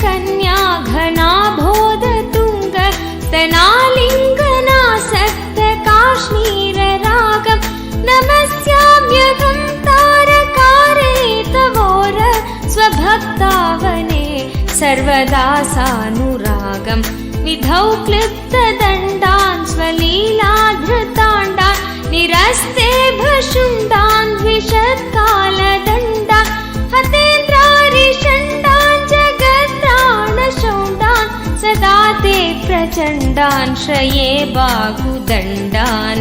ॐ नमो नित्यानन्द, ॐ नमो नित्यानन्द, ॐ नमो नित्यानन्द, ॐ नमो नमो।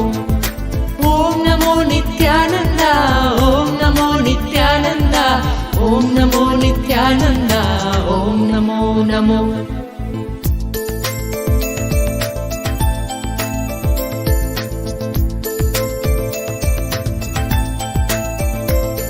सदा शारदा षण्मृगाङ्काय दिस्यु सुमुध्यन्तवस्थिता श्वेत्समन्तात् सदा पूर्णबिम्बाकलङ्गैश्च हीना तदा त्वन्मुखानां ब्रुवे स्कन्दसाम्यं स्फुरन्मन्दहासैः सहंसानि सञ्चत् कटाक्षावलिभृङ्गसङ्घोज्ज्वलानि सुधास्यन्ति बिम्बाधराणीशसूनो तवालोकये षण्मुखाम्भोरुहानि।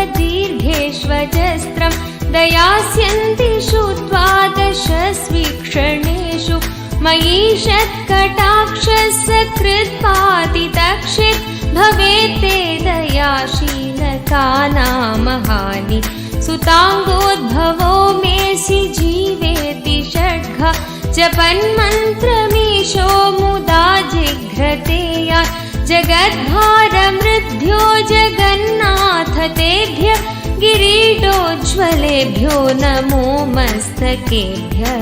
ॐ नमो नित्यानन्द, ॐ नमो नित्यानन्द, ॐ नमो नित्यानन्द, ॐ नमो नमो।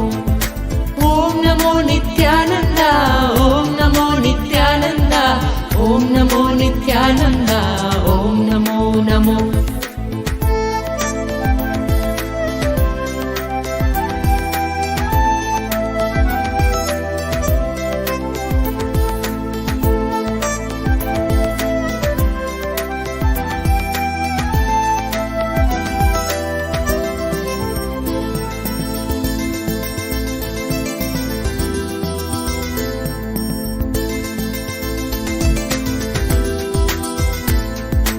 रत्नकेयूरहाराभिराम श्वलत्कुण्डलश्रीलसत्खण्डभाग कटौपीतवासाकरे चारुशक्ति पुरस्तान्ममास्तां पुरारेस्तनूज आयाहि वत्सेति हस्तान् प्रसार्या वयत्यादराच्छङ्करे मातुरङ्गात् समुत्पत्य तातं श्रयन्तं कुमारं हराश्लिष्टगात्रं भजे बालमूर्तिम्। ॐ नमो नित्यानन्द, ॐ नमो नित्यानन्द, ॐ नमो नित्यानन्द, ॐ नमो नमो। ॐ नमो नित्यानन्द, ॐ नमो नित्यानन्द, ॐ नमो नित्यानन्द, ॐ नमो नमो।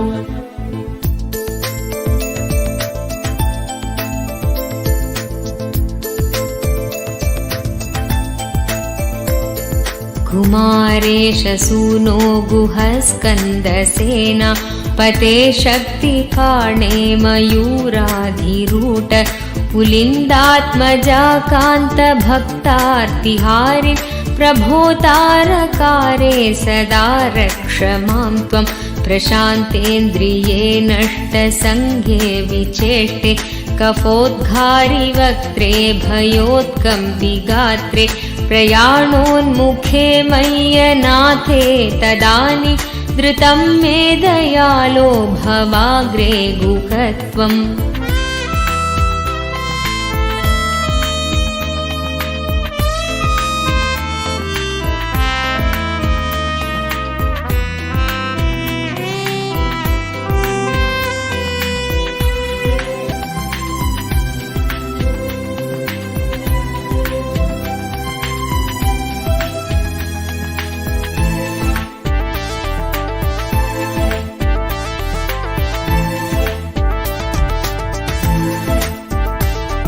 कृतान्तस्य दूतेषु चण्डेषु कोपा दृहच्चिन्धिभिन्दीति मां तर्जयत्सु मयूरं समारोह्य माभैरिति त्वं पुरःशक्तिपाणिर्ममायाहि शीघ्रं प्रणम्यासकृत्पादयोस्ते पतित्वा प्रसाद्य प्रभो पार्थयेनेकवारम् न वक्तुं क्षमोकं तदानीं कृपाब्धे न कार्यान्तकाले मनागप्युपेक्षा। ॐ नमो नित्यानन्द, ॐ नमो नित्यानन्द, ॐ नमो नित्यानन्द, ॐ नमो नमो। ॐ नमो नित्यानन्द, ॐ नमो नित्यानन्द, ॐ नमो नित्यानन्द, ॐ नमो नमो।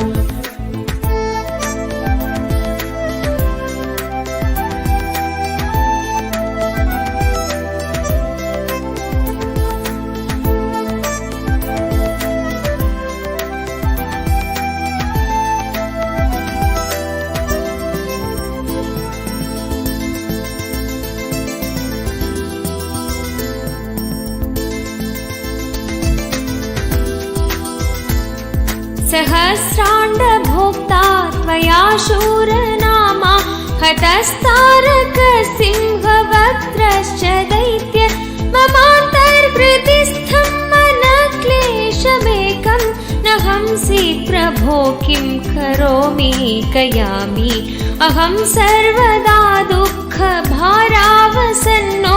भवान् दीनबन्धुस्त्वदन्यं न याचे भवद्भक्तिरोगं सदा क्लिप्तबाधं ममाधिं दूतं नाशयो मासु तत्त्वम् ॐ नमो नित्यानन्द ॐ नमो नित्यानन्द ॐ नमो नित्यानन्द ॐ नमो नमो ॐ नमो नित्यानन्द ॐ नमो नित्यानन्द ॐ नमो नित्यानन्द ॐ नमो नमो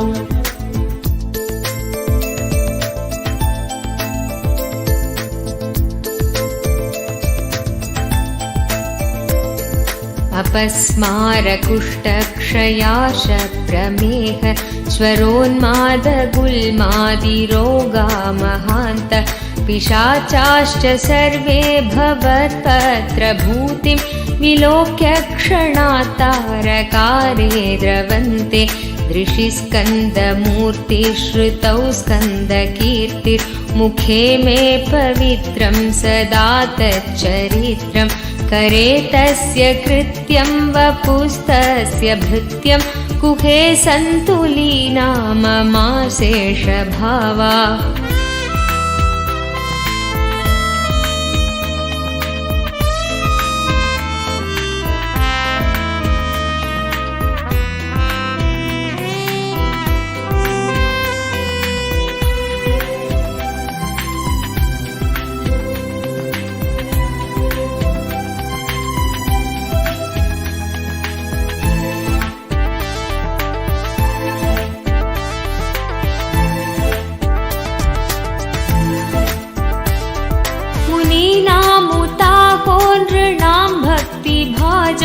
अभीष्टप्रदा सन्ति सर्वत्र देवा नृणामन्त्यजानामपि स्वार्थदाने गुहादेव मन्यं न जाने कलत्रं सुता बन्धुवर्गपशुर्वा नरो वाथ नारी गृहे ये मदीया यजन्तो नमन्तस्तुवन्तो भवन्तं स्मरन्तश्च ते सन्तु सर्वे कुमार ॐ नमो नित्यानन्द ॐ नमो नित्यानन्द ॐ नमो नित्यानन्द ॐ नमो नमो ॐ नमो नित्यानन्द ॐ नमो नित्यानन्द ॐ नमो नित्यानन्द ॐ Namo Namo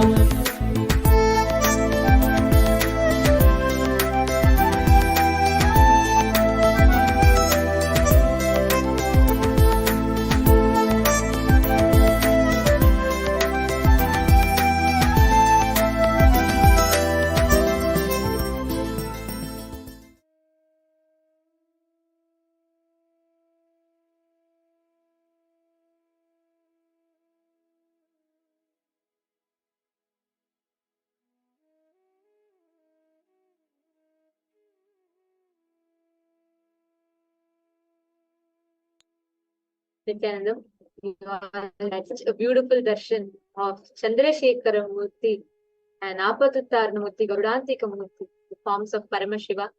I request all the participants, every one of you that enjoyed this space, that witnessed this beautiful darshan, to please take a few minutes. Let us know, share with all of us, how did you enjoy the darshan? So, each of you, I request let us know. And all the viewers that are watching us on YouTube and Facebook, if you have enjoyed these darshans of Paramashiva, these are all the glimpses. These are all just few glimpses from what all of us were blessed with in Mahaparamashivoham. You all, every one of you have an opportunity to have this darshan live in the presence of Swamiji with the two-way video conferencing, the Nana Diksha. So, all of you that are enjoyed this darshan. We welcome everyone to join. If you would like to receive this darshan as live initiations, do not miss, sign up to Paramashivam in the link that is projected for all of you, sksjp.org/contribute. Please sign up there and you too can become a part of this beautiful happening. Our next Paramashivam is coming up. It's just round the corner. It's starting on the 9th of February. And be there and enjoy the Paramashivam celebrations. So we thank every one of you who joined today in the Facebook and YouTube, and we welcome you all to join us back again tomorrow for the next further events and programs.